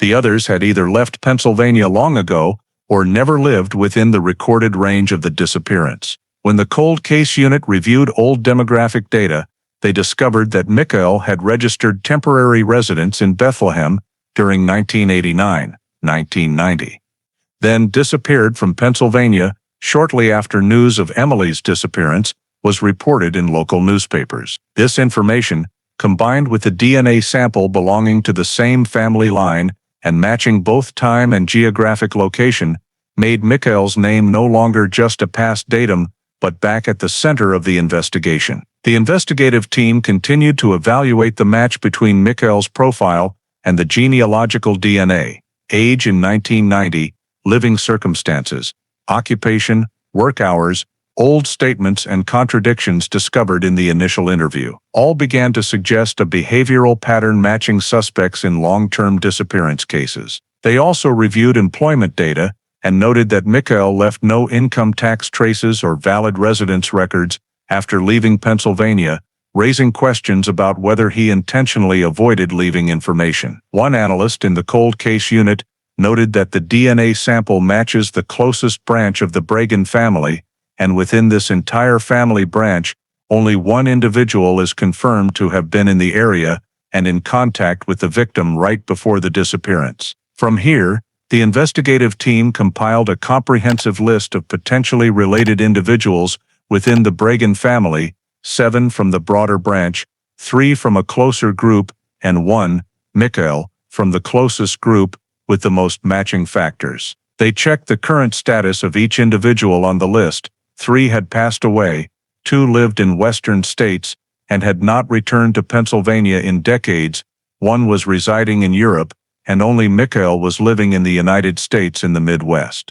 This further clarified that the possibility of Mikhail being directly connected to the tape roll, and thus to Emily's death, was greater than any other family member. An internal memo stated that the questionable image from 1990 could not prove anything at the time, but with 2019 genealogical data, the subject's relevance has increased significantly. Mikhail Bragin was officially brought back to the main suspect list, no longer just an interviewee as 30 years ago. The cold case unit continued to cross-reference facts, the disappearance from Pennsylvania coinciding exactly with the time the case spread, contradictions in statements about the time leaving the factory, the newly formed relationship with Emily, according to her friends' accounts, and the evasive attitude when asked about movement strategies on the night of the disappearance. When piecing all these data fragments together, the profile painted a clearer picture than ever.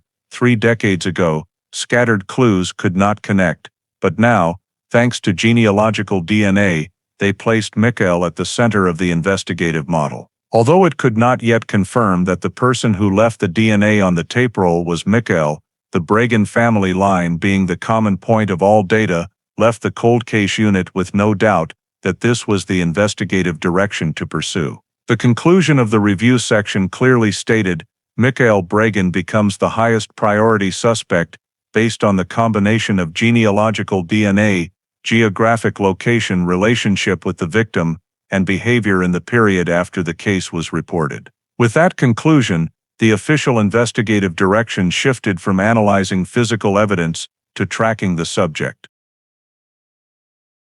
The cold case unit began revisiting all 1990 statements with the goal not only of reviewing, but also scientifically reconstructing what happened on the night Emily Rosner disappeared. And the first step was to find again those witnesses who appeared in the initial reports but were not exploited to the full extent. The most important witness in this group was the man working the night shift at the Sunoco gas station on Union Boulevard, where some of Emily's friends said she might have stopped by that evening. Old records showed that this man had provided very vague statements due to recalling in low-light conditions, few notes, and lack of appropriate follow-up questions. 30 years later, the investigative team approached him, now retired and living in a small town near Scranton. By presenting the entire sequence of events again and showing him old maps, a new recall technique often used in cold case investigations, he began to remember more clearly about that night. He recalled a young girl with long hair, wearing a light-colored coat, standing near the soda machine around 9 p.m., seeming restless, as if waiting for someone. More notably, he remembered the appearance of an old silver car parked at the edge of the lot, something he had not mentioned in 1990. When asked why this detail was overlooked, he admitted that the police at the time mainly asked about direct interactions with Emily, rather than emphasizing vehicles appearing at the same time. The investigative team immediately cross-referenced the car's features with the old sedan that Mikhail Bragin had used according to employment records from Beth Steel Factory, where he worked at the time. Although the license plate could no longer be traced, the match in model, color, and condition was assessed as plausibly corresponding. From the gas station witness, investigators returned to the statements of the group of friends who last saw Emily at the square in front of the Bethlehem Area Public Library. One of them, when re-interviewed, remembered that Emily had mentioned a new acquaintance whom she hadn't had time to introduce to the group.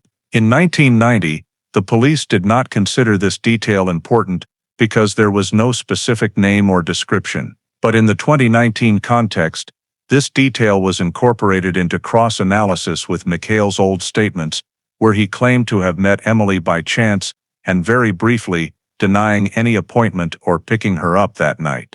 The appearance of the new acquaintance in Emily's friends' accounts now became a contradiction, needing clarification, especially when the genealogical DNA timeline had narrowed potential suspects to Mikhail himself. Next, the investigative team found again a woman who had reported hearing arguing near the Linden Street bridge around 10 p.m. on the night of the disappearance. In 1990, the police thought the shouting might belong to groups of teenagers who often gathered in the area, and there was no evidence to link it to Emily. But in the 2019 re-interview, the woman said her memory was clearer when shown the area map again.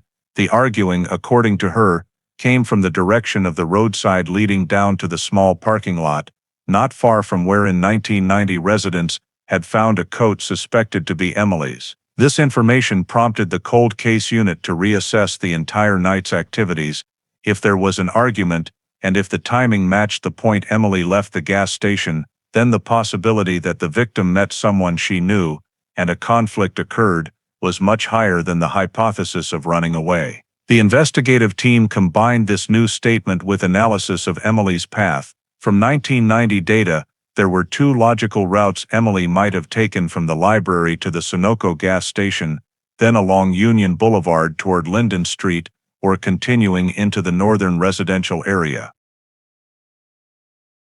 When reconstructing the movement model according to the timeline, clarified by the gas station witnesses addition, the analysis group concluded that Emily left the station around 9:20 p.m., and the estimated arguing around 10 p.m. could fall within the period she continued moving on the predicted route leading to the bridge area. This created a major gap. The argument location was within a radius completely fitting a logical itinerary. If Emily had met Mikhail, or if Mikhail had intentionally approached her, when reviewing Mikhail's old statements, the investigative team discovered another contradiction in the 1990 interview. Mikhail had said, "I got home around 9 o'clock, but could not provide details on alibi evidence," and his roommate at the time only described, "He came home a bit later than usual." This vagueness, combined with the newly confirmed timeline, led the investigative team to mark his statement as inconsistent according to modern analysis standards. Additionally, the cold case unit also verified again a detail that had been undervalued: a taxi driver's report saying he saw a girl running or walking quickly in poor lighting on Union Boulevard around after 9:30 p.m. Because there were no traffic cameras in 1990, this report was not further verified. But now, when piecing together the entire timeline, This detail became consistent with the image of Emily leaving the gas station and possibly walking in a tense state or seeking help. The investigative team synthesized all data into a three-layer timeline model: one data confirmed by physical evidence and consistent statements, two data with medium reliability but matching in context, three questionable data but with potential to create connections. The final result, the reconstructed timeline, showed Emily left the library around 8:45 p.m.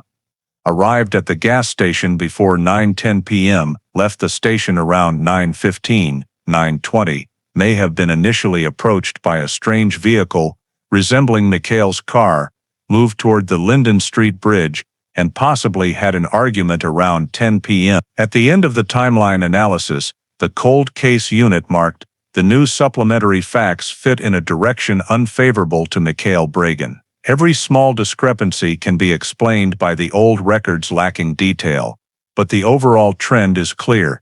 If Emily met anyone that night, the person with the highest probability is still Mikhail." This assessment became the foundation for the next investigative step to be deployed. Based on the newly reinforced data, the reconstructed timeline, genealogical DNA results, and contradictions in the old statements, the cold case unit immediately issued a subpoena for Mikhail Bragan in early October 2019, bringing him back to the center of the investigation as the primary suspect. The session took place at the Lehigh County Investigative Office in a standard interrogation room equipped with modern recording systems, a far cry from the simple interview room atmosphere of 1990. As Mikhail entered, the investigators immediately noted the change in his demeanor. Gone was the half-open attitude of 30 years earlier, replaced by tense wariness, a closed-off posture, and eyes that constantly scanned the exits. Mikhail was informed of his rights and agreed to answer questions without requesting an attorney, a decision later assessed as illogical but reflective of a psychological need to control the situation. The investigators began with basic questions: current residence, employment history after 1990, personal relationships, and life changes. Mikhail answered in a minimalist way, providing only vague, abstract timelines and deliberately avoiding specific details that investigators could verify. One of the most striking moments came when he was asked why he left Pennsylvania immediately after Emily's disappearance.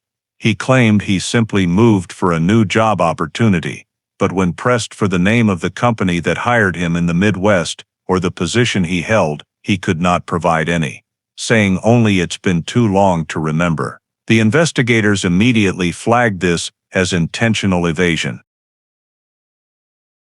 After the introductory portion, the team shifted to the main objective, re-examining the timeline of the night. Emily vanished by cross-referencing his 1990 statement with current forensic data. When confronted again with his 1990 claim that he did not see Emily after that afternoon and was home by 9 p.m., he became visibly irritated, insisting he never gave such precise times and that the old record was written incorrectly. This directly contradicted the still-preserved 1990 interview transcript on file with the county and revealed an attempt to blur responsibility. The investigators then moved to the new evidence, the cassette tape recovered in 2019 that contained male DNA from the Bragan family lineage. Although a direct comparison with Mikhail's own DNA had not yet been made, the team asked whether he had ever used that type of tape or had any reason his biological traces might appear on evidence connected to the disappearance. Mikhail reacted strongly and dismissively, rejecting everything and protesting that DNA science is easily mistaken, that I know nothing about those old tapes, and repeating several times that anyone could have been involved with Emily, it doesn't have to be me. However, when the investigator emphasized that the DNA recovered from the tape matched the Bragan lineage, Mikhail became visibly flustered. He responded evasively that my family has a lot of relatives, it's not just me, yet he could not name a single relative from the lineage living in Pennsylvania in 1990. A gap the investigators immediately noted. The interrogation grew more tense as the team cross-referenced the reconstructed timeline, A gas station witness recalled an old silver car near Emily. Another witness heard arguing around 10 p.m., and Mikhail himself had no alibi. When asked if he was near Linden Street that night, Mikhail answered, "I don't remember then, definitely not. Then I think I was somewhere else," changing his answer 3 times in a few minutes, a form of temporal wavering assessed as typical when a subject is trying to construct a false narrative. The investigators continued probing inconsistencies. In 1990, you said you ran into Emily completely by chance and barely spoke. But Emily's best friend said she mentioned a new acquaintance just hours before she vanished. Mikhail froze for a moment at this question. He swallowed hard, his eyes shifting away. Then he replied that maybe Emily misunderstood me, that I didn't arrange to meet anyone, and even claimed if we did talk, it wasn't anything important. The investigators recorded every reaction, because this was the first time Mikhail indirectly acknowledged the possibility of more extensive interaction with Emily, completely contrary to his statements 30 years earlier. When the team moved to his sudden disappearance from Pennsylvania after the case made the news, Mikhail said he didn't remember the exact timing, but 1990 demographic records showed he left his residence just 4 days after police released Emily's photo to local papers. When the investigator placed that document in front of him, Mikhail shifted in his seat, clearly unsettled, and tried to justify it by saying, "Back then I moved around a lot, nothing unusual." One investigator asked directly, "Did you leave because you were afraid police would question you again?" Mikhail replied, "I wasn't afraid of anything, I just didn't want to be involved in something that had nothing to do with me." Yet this answer contradicted the evasive behavior he had displayed throughout the entire session. In the final phase, the investigators posed a pivotal question: can you explain why DNA from the Bragan lineage appears on the victim's evidence? Mikhail stared at the table, silent for nearly 10 seconds, then answered that science isn't always right. When the investigator explained the methodology and near-zero error rate, Mikhail repeated "it's not always right" twice more before refusing to discuss the topic further. This was a clear sign that the subject could no longer maintain consistency in his self-constructed narrative. By the end of the more than 2-hour interrogation, the cold case unit had collected a series of contradictions. Changes in timeline statements, changes in claimed level of acquaintance with the victim, inability to explain the DNA linked to his family, no verifiable alibi, and continual evasion when presented with the new timeline. The internal report stated clearly, subject uncooperative by modern investigative standards, evasive on key questions, and exhibited signs of stress when confronted with scientific evidence. Level of suspicion significantly elevated. The interrogation concluded in a heavy atmosphere. Mikhail left with many questions unanswered, while the cold case unit determined that from this point forward, he could no longer be treated as a cooperating witness. He had to be regarded as a prime suspect. The decision to arrest Mikhail Bragan was made after nearly 3 weeks of cross-analysis of the new statements with the forensic file, and once the cold case unit's legal section confirmed that the level of suspicion had crossed the threshold required to obtain a warrant for detention on suspicion of homicide, the team immediately coordinated with the Bethlehem Police Department and support units from the Pennsylvania State Police to execute the plan. The arrest warrant was signed by a Lehigh County judge early in the morning, and just hours later, a task force consisting of 4 plainclothes officers and 2 cold case unit detectives traveled to the small Midwestern town where Mikhail was living, after confirming his current address through employment records and public utility data. At approximately 6:40 a.m., they approached his apartment in a quiet 2-story older complex with almost no foot traffic. When the team knocked and identified themselves, Mikhail opened the door in a state of confusion, apparently not yet fully grasping that the situation had changed since the recent interrogation. The detective informed him of the arrest warrant, clearly reading the charge. Homicide, murder of Emily Rosner, 1990. And the reason for detention pending further investigation. Mikhail stood frozen for several seconds, then said quietly, "I didn't do anything," but offered no resistance as he was handcuffed. The task force followed standard procedure: a preliminary safety sweep, seizure of personal devices, such as phone, notebooks, and identification documents, to be turned over to the lead investigative team. Mikhail was walked to the vehicle in silence, head slightly bowed, eyes avoiding all contact. A few neighbors peeked out their doors, surprised by the presence of armed police.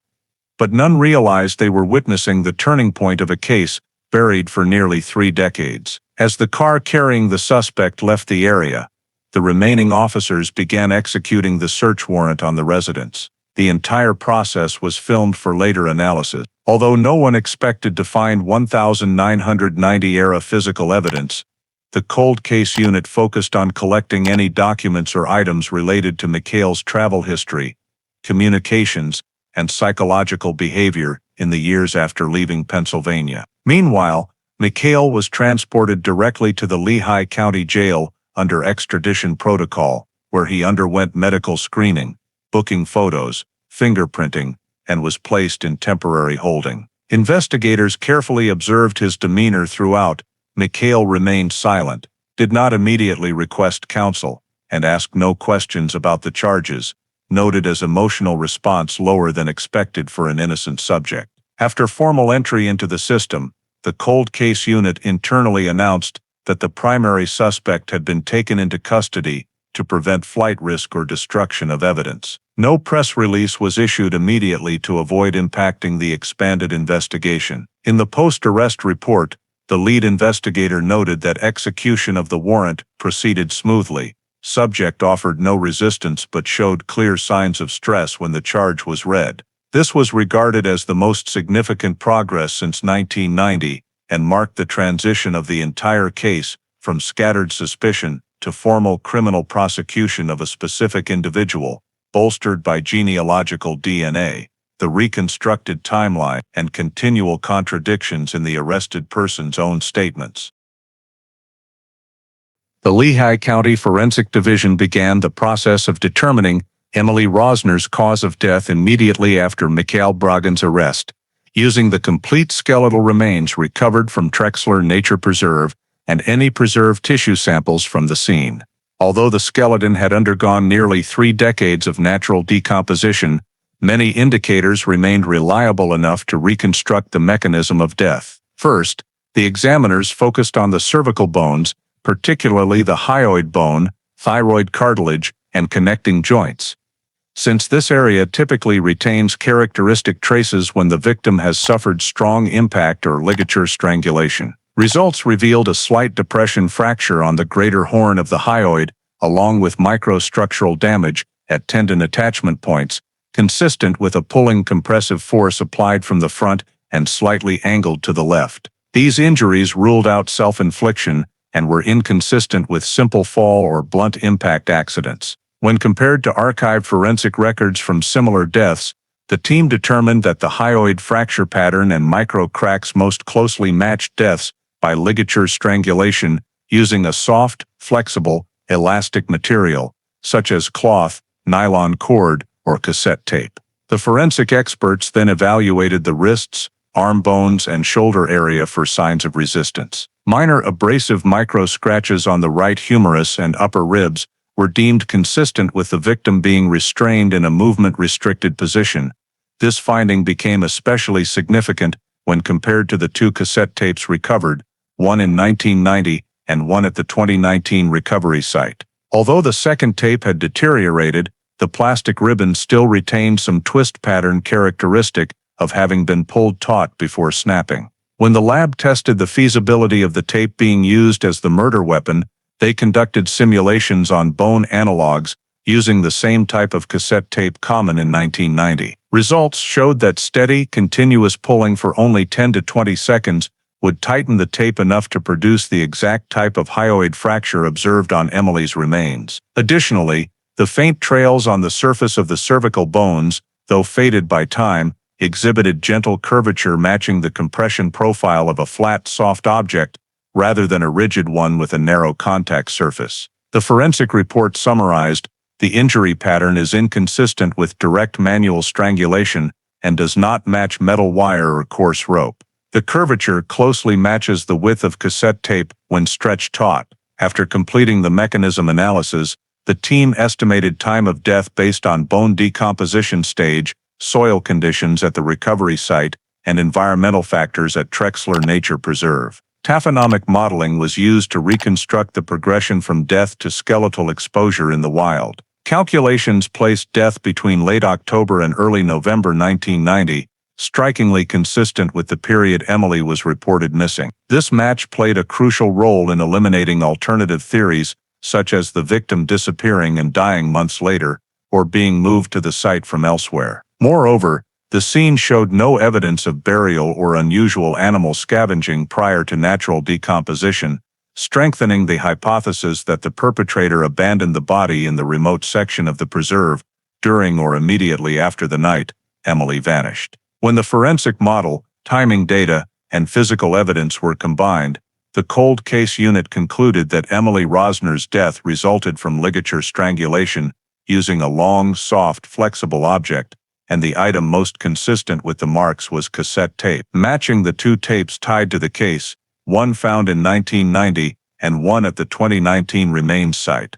This analytical step was seen as strong legal grounding to establish premeditated homicide rather than accident, and the matching death window with the disappearance confirmed that the act of taking her life occurred within the same period Emily left home and vanished from any witness's sight.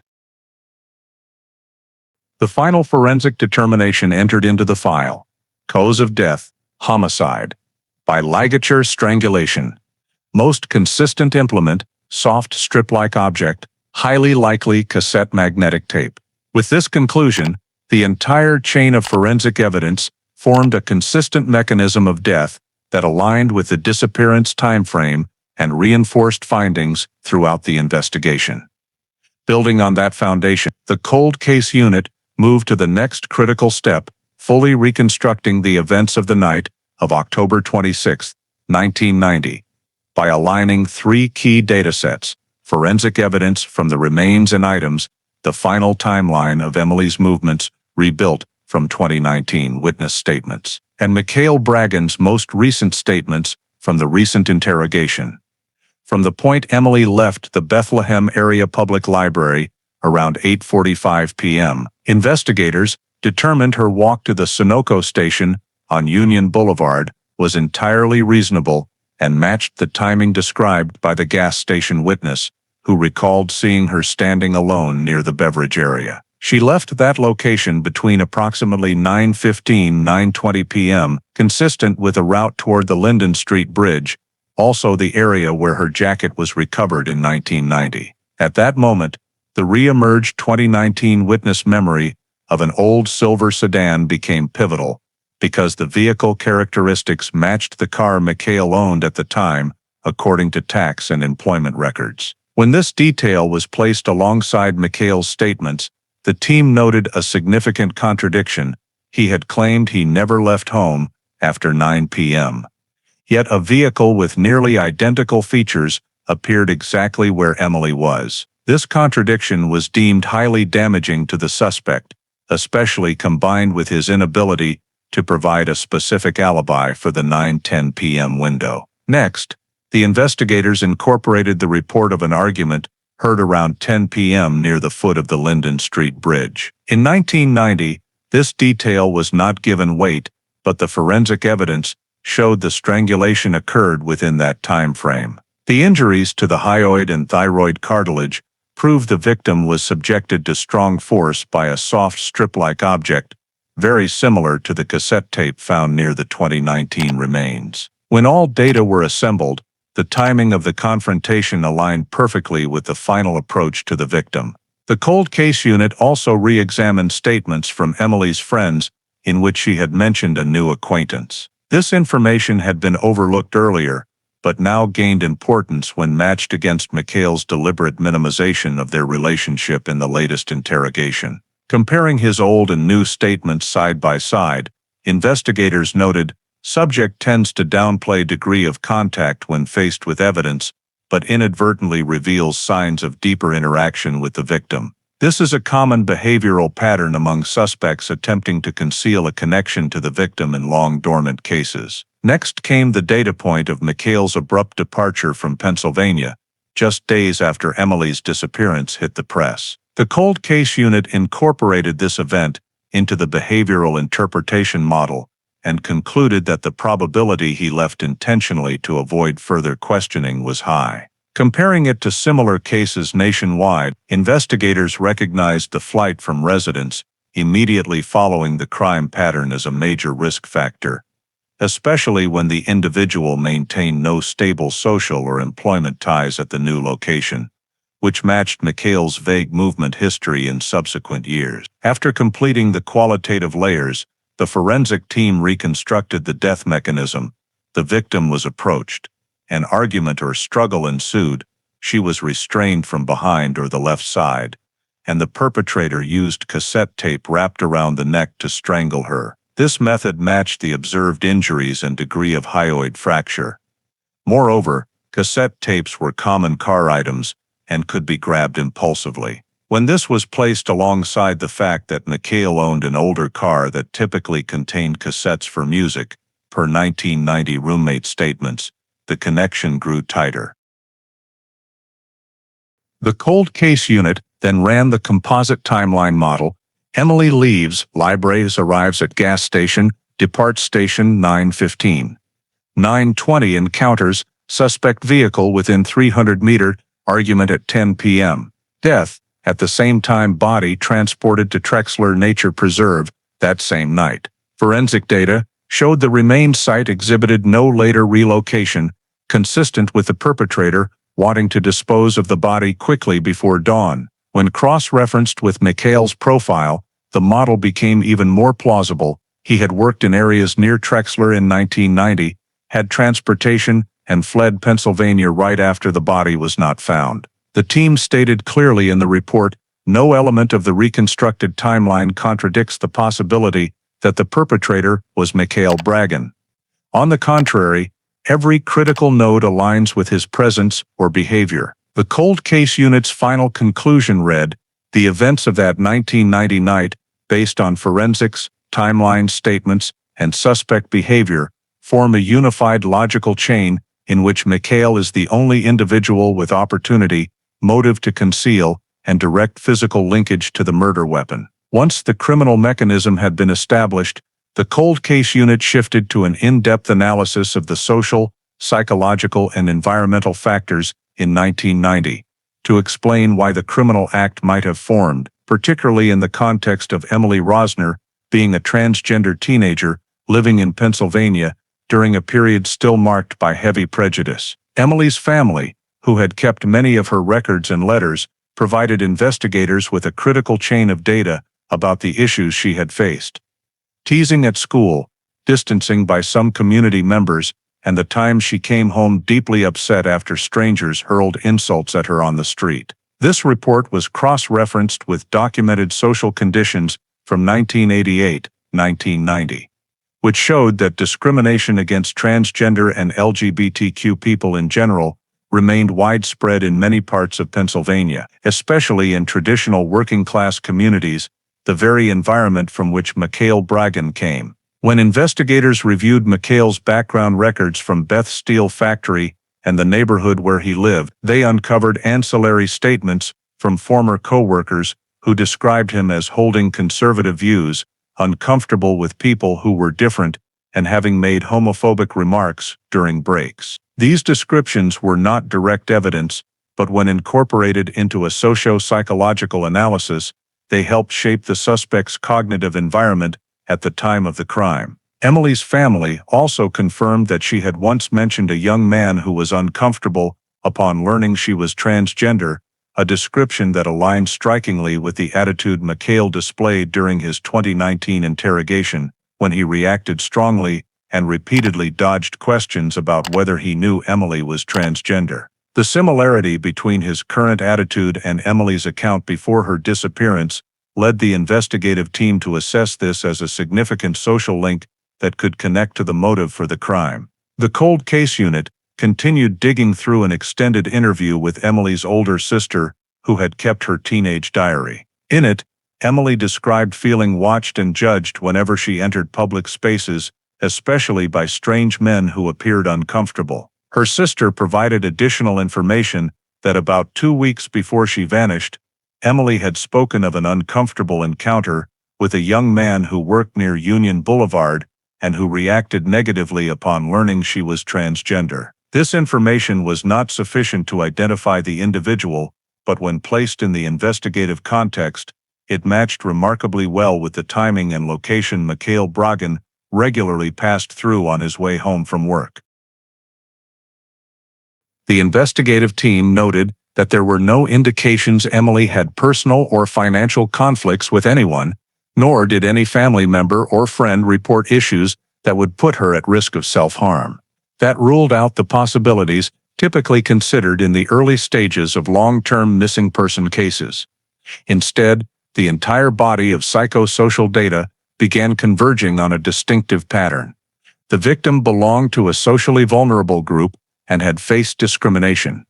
The suspect had a history of expressing negative views toward the LGBTQ community, and the crime occurred in the context of a chance encounter that escalated into conflict due to personal prejudice. This information enabled the cold case unit to establish a convincing motive model, gender-based bigotry, and an impulsive reaction triggered by the discovery that Emily was transgender, leading to conflict and violent behavior. The team also noted that strangulation using a soft object is a method more indicative of an impulsive than a premeditated act, often occurring when the perpetrator experiences strong psychological provocation. This corresponded with the hypothesis that the perpetrator reacted extremely upon the truth of Emily's identity being revealed. All the data was synthesized into the conclusion: the motive for the crime is most likely related to gender identity prejudice and an immediate psychological reaction when the suspect realized the victim was transgender. When Emily's family was informed that social motive played a central role in the investigative conclusion, they provided further details of her life, her efforts to live authentically, and the difficulties she faced in a society not yet ready to accept her. Although these details were not directly relevant to technical evidence collection, they played an important role in explaining the human dimension of the case and completing a motive model that was scientifically sound and consistent with the realities of 1990. Mikhail Bragin's defense attorney quickly built a counter-strategy centered on 3 main pillars: the uncertainty of forensic evidence due to the passage of so much time, the possibility of cross-contamination of physical evidence during storage from 1990 to 2019, and the argument that leaving Pennsylvania immediately after Emily's disappearance was mere coincidence and could not be considered evidence of guilt.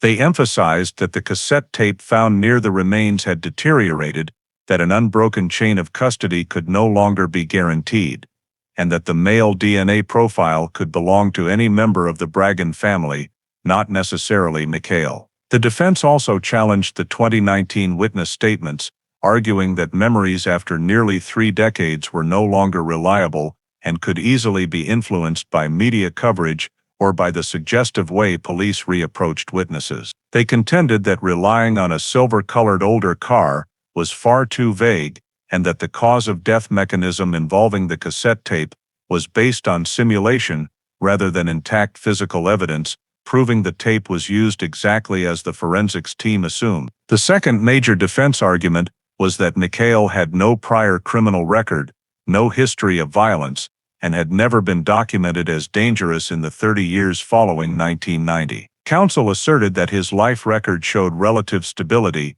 He worked, moved, stayed out of trouble, and nothing suggested he was capable of the serious violent act alleged. The attorney argued that societal prejudice could not be treated as a motive for murder. It was mere speculation, since there was no direct evidence that Mikhail ever threatened or exhibited violence toward Emily. The third prong of the defense strategy emphasized the lack of direct physical evidence: no eyewitnesses, no video, no physical traces on the car or on Mikhail at the time, and no continuous chain of evidence from Emily's disappearance to the discovery of her remains. They argued that the entire prosecution case rested on a chain of inferences and recollections, and that a case cannot be built on gaps that the prosecution tries to fill with hypotheses.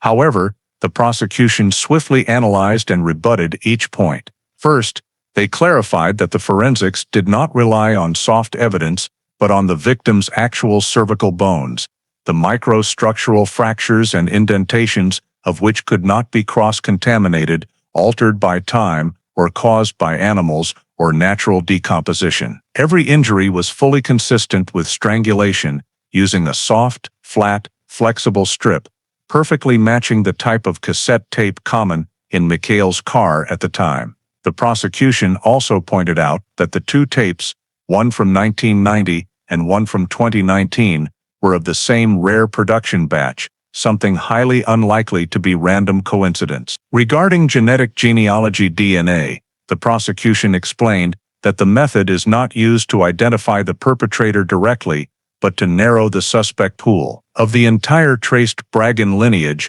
only one individual lived in Bethlehem in 1990, had a connection to Emily, fled the state immediately after the incident, and gave contradictory statements, Mikhail Bragin. This made the probability that the DNA belonged to him many times higher than to unrelated relatives. When the defense questioned the reliability of decades-old witness memories, the prosecution countered that the 2019 statements were used only to establish timeline feasibility and were not the sole evidence. The timeline was corroborated by at least 7 independent sources: the gas station clerk's statement, reports of an argument heard, Emily's walking route data, forensic time of death estimates, recovered physical items, the suspect's vehicle history, and Mikhail's own contradictory statements. The prosecution further emphasized that living a normal life after committing murder is not uncommon in cold cases. An impulsive crime driven by social motive does not require the perpetrator to have a prior record or ongoing dangerous behavior. A key prosecution argument was Mikhail's 3-decade pattern of evasion. He never recontacted police, never offered helpful information, left Pennsylvania as soon as the disappearance became public, and then lived for years without leaving clear employment traces. An innocent person does not behave like someone fleeing the story, the prosecution concluded. Finally, the prosecution presented a composite model. Forensics established the mechanism of death. The timeline pinpointed the point of contact. Witnesses confirmed the presence of a vehicle matching the suspect's car.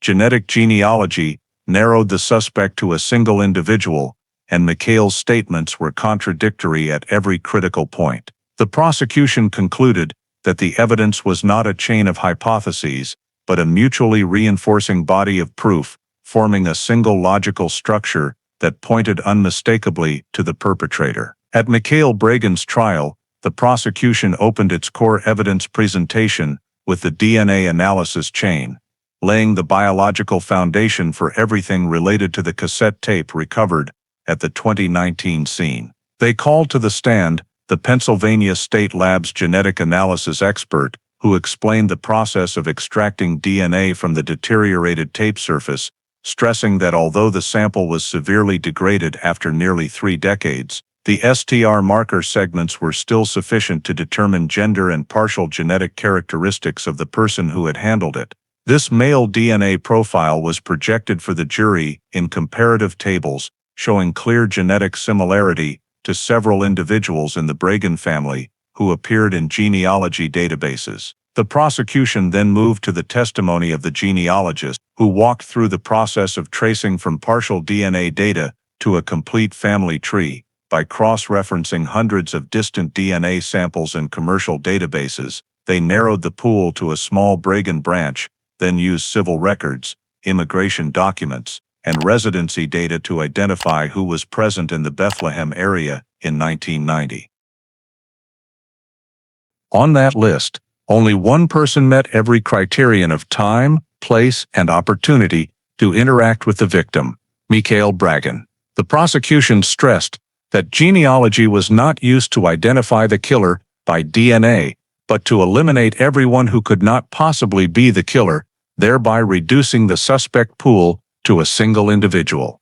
The jury was shown the family tree diagram, the successive data filtering layers, and probability statistics, all converging on the same point. The male DNA on the cassette tape best matched Mikhail's genetic profile within the entire lineage. Next, the prosecution called the forensic anthropologist. He presented a detailed analysis of the hyoid bone, thyroid cartilage, and microscopic cervical injuries, using microscope images to prove that the fracture pattern was fully consistent with strangulation by a soft, flat, flexible band. This evidence was placed alongside the physical description of a stretched cassette tape, and the expert performed a live demonstration using a silicone model with replica bones, showing how continuous pulling force from both sides could produce identical injuries. When cross-examined by defense counsel, the anthropologist stated firmly, "No other mechanism matches this injury pattern except strangulation with a soft, strip-like ligature." Following the bone analysis, the prosecution presented the reconstructed death mechanism. An independent taphonomy expert was brought in to explain natural decomposition processes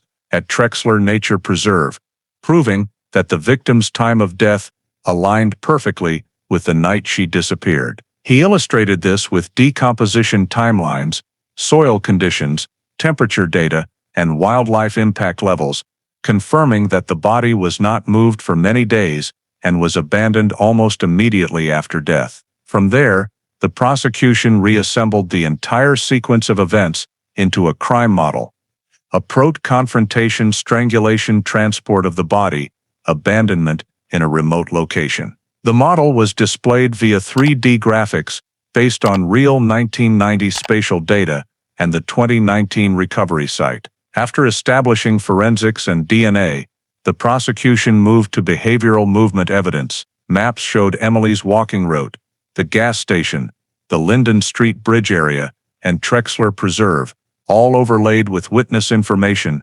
times, and Mikhail's actions that night. The prosecution particularly highlighted the timing and distance matches. The older silver car appeared at the exact moment Emily left the gas station. The reported argument, at 10 p.m., coincided with the forensic time of death window, and the time required to transport the body to Trexler Preserve perfectly fit the route of someone with a private vehicle, which Mikhail had. Evidence that the suspect fled Pennsylvania immediately after the disappearance became public was presented as corroborating. Residency records, tax data, and employment records showed Mikhail left the state without notifying his employer, left no forwarding address, and never once proactively contacted police, despite knowing he was among the last people to see Emily. Combining all these data points, the prosecution concluded that the forensic, DNA, genealogy, behavioral, timeline, and cause of death evidence all led to the same reasonable inference. Mikhail Bragin was present, had opportunity, left related biological traces, and exhibited concealment behavior consistent with the perpetrator. The jury sat in silence as the courtroom screen displayed the entire evidence chain in linear form, layer upon layer, stacking until no reasonable gap for doubt remained. As the trial entered the final argument phase, the prosecution presented a comprehensive closing argument based on the entirety of the evidence introduced. Genetic genealogy, DNA, narrowed the suspect down to a single individual within the Bragin family line. Forensic traces on the neck bones matched perfectly with the mechanism of strangulation using a soft strip-like object. 2 cassette tapes were connected by material composition and the conditions in which they appeared. Emily Rosner's movement timeline aligned with the presence of an old silver car resembling Mikhail Bragin's vehicle, and the act of leaving Pennsylvania immediately after the disappearance demonstrated consciousness of guilt. The prosecution emphasized that not a single piece of evidence was speculative, but rather that everything combined into a unified, internally consistent pattern. The victim disappeared precisely within the forensic time frame established for death. The physical evidence recovered was exactly the type of murder weapon consistent with the cause of death. The DNA and genealogy pointed to the suspect's biological connection, and Mikhail's abnormal behavior after that night from contradictory statements to disappearing from the area, formed a classic sequence of offender conduct seen in cold cases. The prosecution concluded with the assertion that of all possible scenarios, only one fits the entirety of provable truth. Mikhail Bragin caused the death of Emily Rosner. In response, the defense argued that the prosecution had constructed a narrative built on gaps and assumptions, that genetic genealogy DNA cannot identify an individual with certainty, that items like the cassette tapes could have been contaminated with biological material during decades of storage, and that witness statements given 3 decades later could not be treated as pivotal factors. Counsel also reminded the jury that their client had no prior criminal record, no history of violence, and no documented direct conflict with Emily.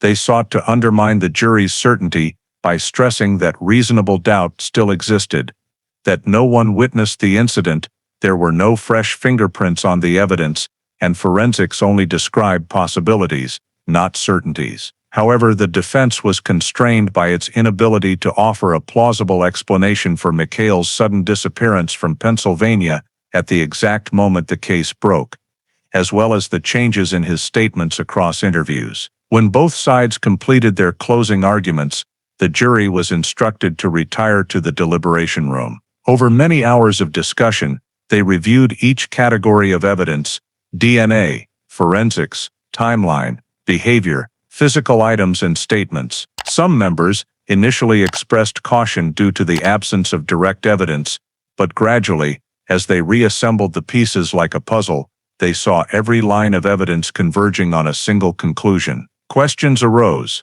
If not Mikhail, then who? Why did DNA matching the family line appear?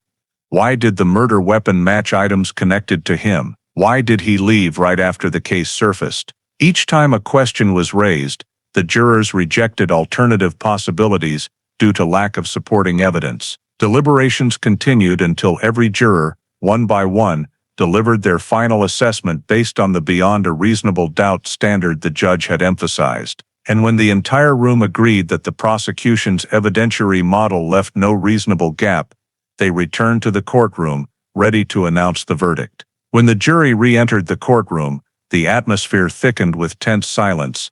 Every eye was fixed on them, especially on the foreperson. The judge asked for the verdict to be read, and after only a brief breath, the jury declared, "We, the jury, having considered all the evidence, find the defendant Mikhail Bragin guilty of first-degree murder in the death of victim Emily Rosner." The words rang out clear, sharp, and complete, like a period at the end of 3 decades of mystery. Mikhail sat motionless, eyes wide but showing no clear emotion.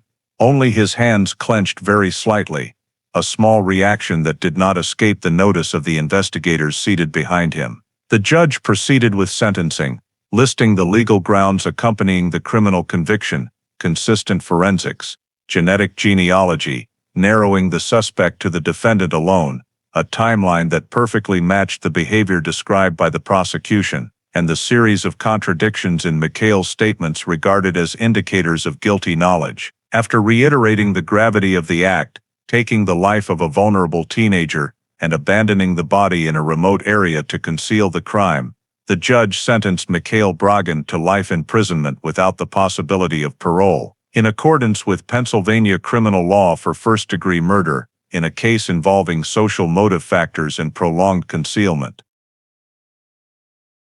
The sentence included a special notation regarding the cruelty of the soft ligature strangulation method, assessed as an impulsive yet extremely dangerous means of causing death, while emphasizing that fleeing Pennsylvania immediately after the crime was one of the strongest aggravating factors. After reading the full decision, the judge directed the clerk to enter into the official record that the Emily Rosner case, opened in 1990 and classified as an unsolved missing person case, was now reclassified as a solved homicide with the perpetrator convicted. The notation "Case closed by conviction, 2019" was added to the file's end, marking the conclusion of a 30-year journey for the local investigative agency. In the courtroom, Emily's family sat silently, not from shock, but from the sensation of finally shedding a burden they had carried far too long. Mikhail's defense counsel, noted an intent to appeal, but that did nothing to alter the heavy yet resolute atmosphere of the proceedings.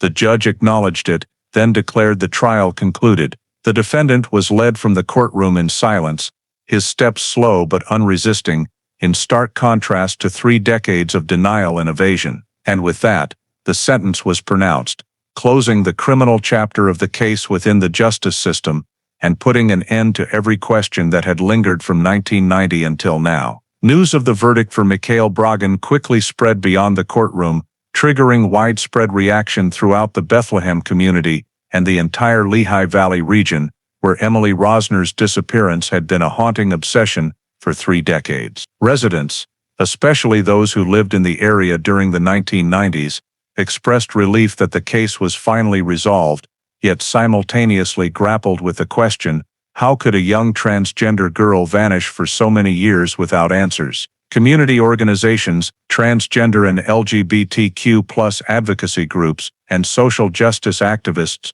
began deeper discussions about the vulnerability of individuals like Emily in the social context of that era, a time when discrimination was not yet recognized as a human rights issue and legal protections for transgender people were virtually non-existent. Numerous panels were held at schools, community centers, and local churches, where experts analyzed the case not only legally, but also culturally and socially.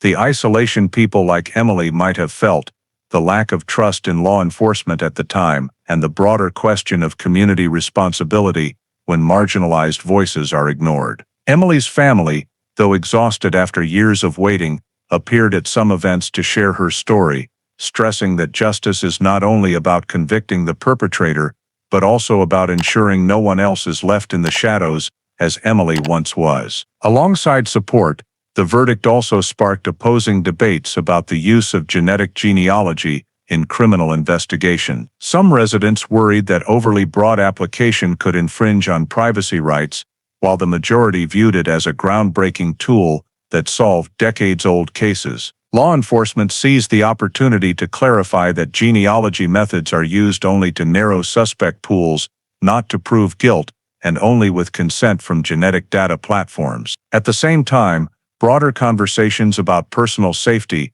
especially for transgender and LGBTQ+ youth, became prominent in the community. Many reflected on the reality that in 1990, Emily lived in an environment lacking protection, no support hotlines, no comprehensive sex education programs, and very few legal advocacy organizations. Her case prompted people to ask whether the system could have done better, and whether warnings from her family, teachers, or Emily herself should have received more attention. Some community psychologists noted that the combination of social bias and lack of understanding about transgender individuals created a high-risk environment where everyday interactions could become potential dangers. The case spurred many local schools to implement new training programs on gender diversity and bias-based violence prevention.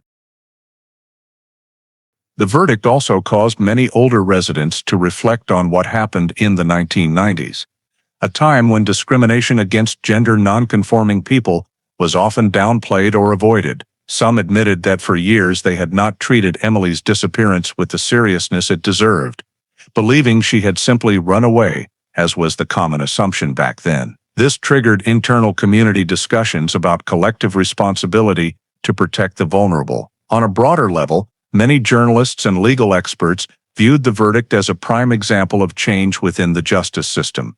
From technical incapacity in 1990 to the modern ability to combine forensics, genetic genealogy, and behavioral investigation to solve seemingly unsolvable cases. The case's success led numerous other victims' families in Pennsylvania to write to the cold case unit, hoping that new technology might one day bring answers for them as it had for Emily. While most of the community expressed relief, the atmosphere also carried a somber tone because justice, though late, reminded everyone that its delay had robbed Emily of 30 years she should have lived, grown, and become herself. This was not merely the end of a case, but a resounding warning about the impact of prejudice and societal indifference.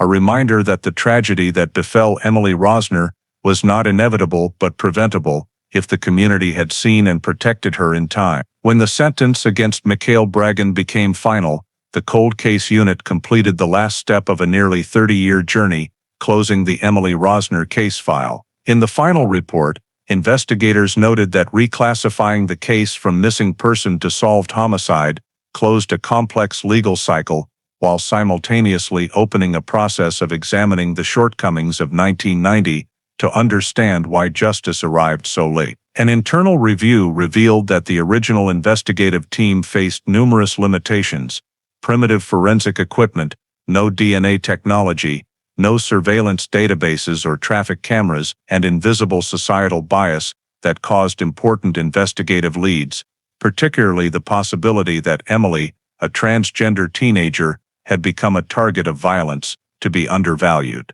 Early clues such as the jacket left near the bridge, the cassette tapes, or reports of an argument were treated in isolation rather than connected.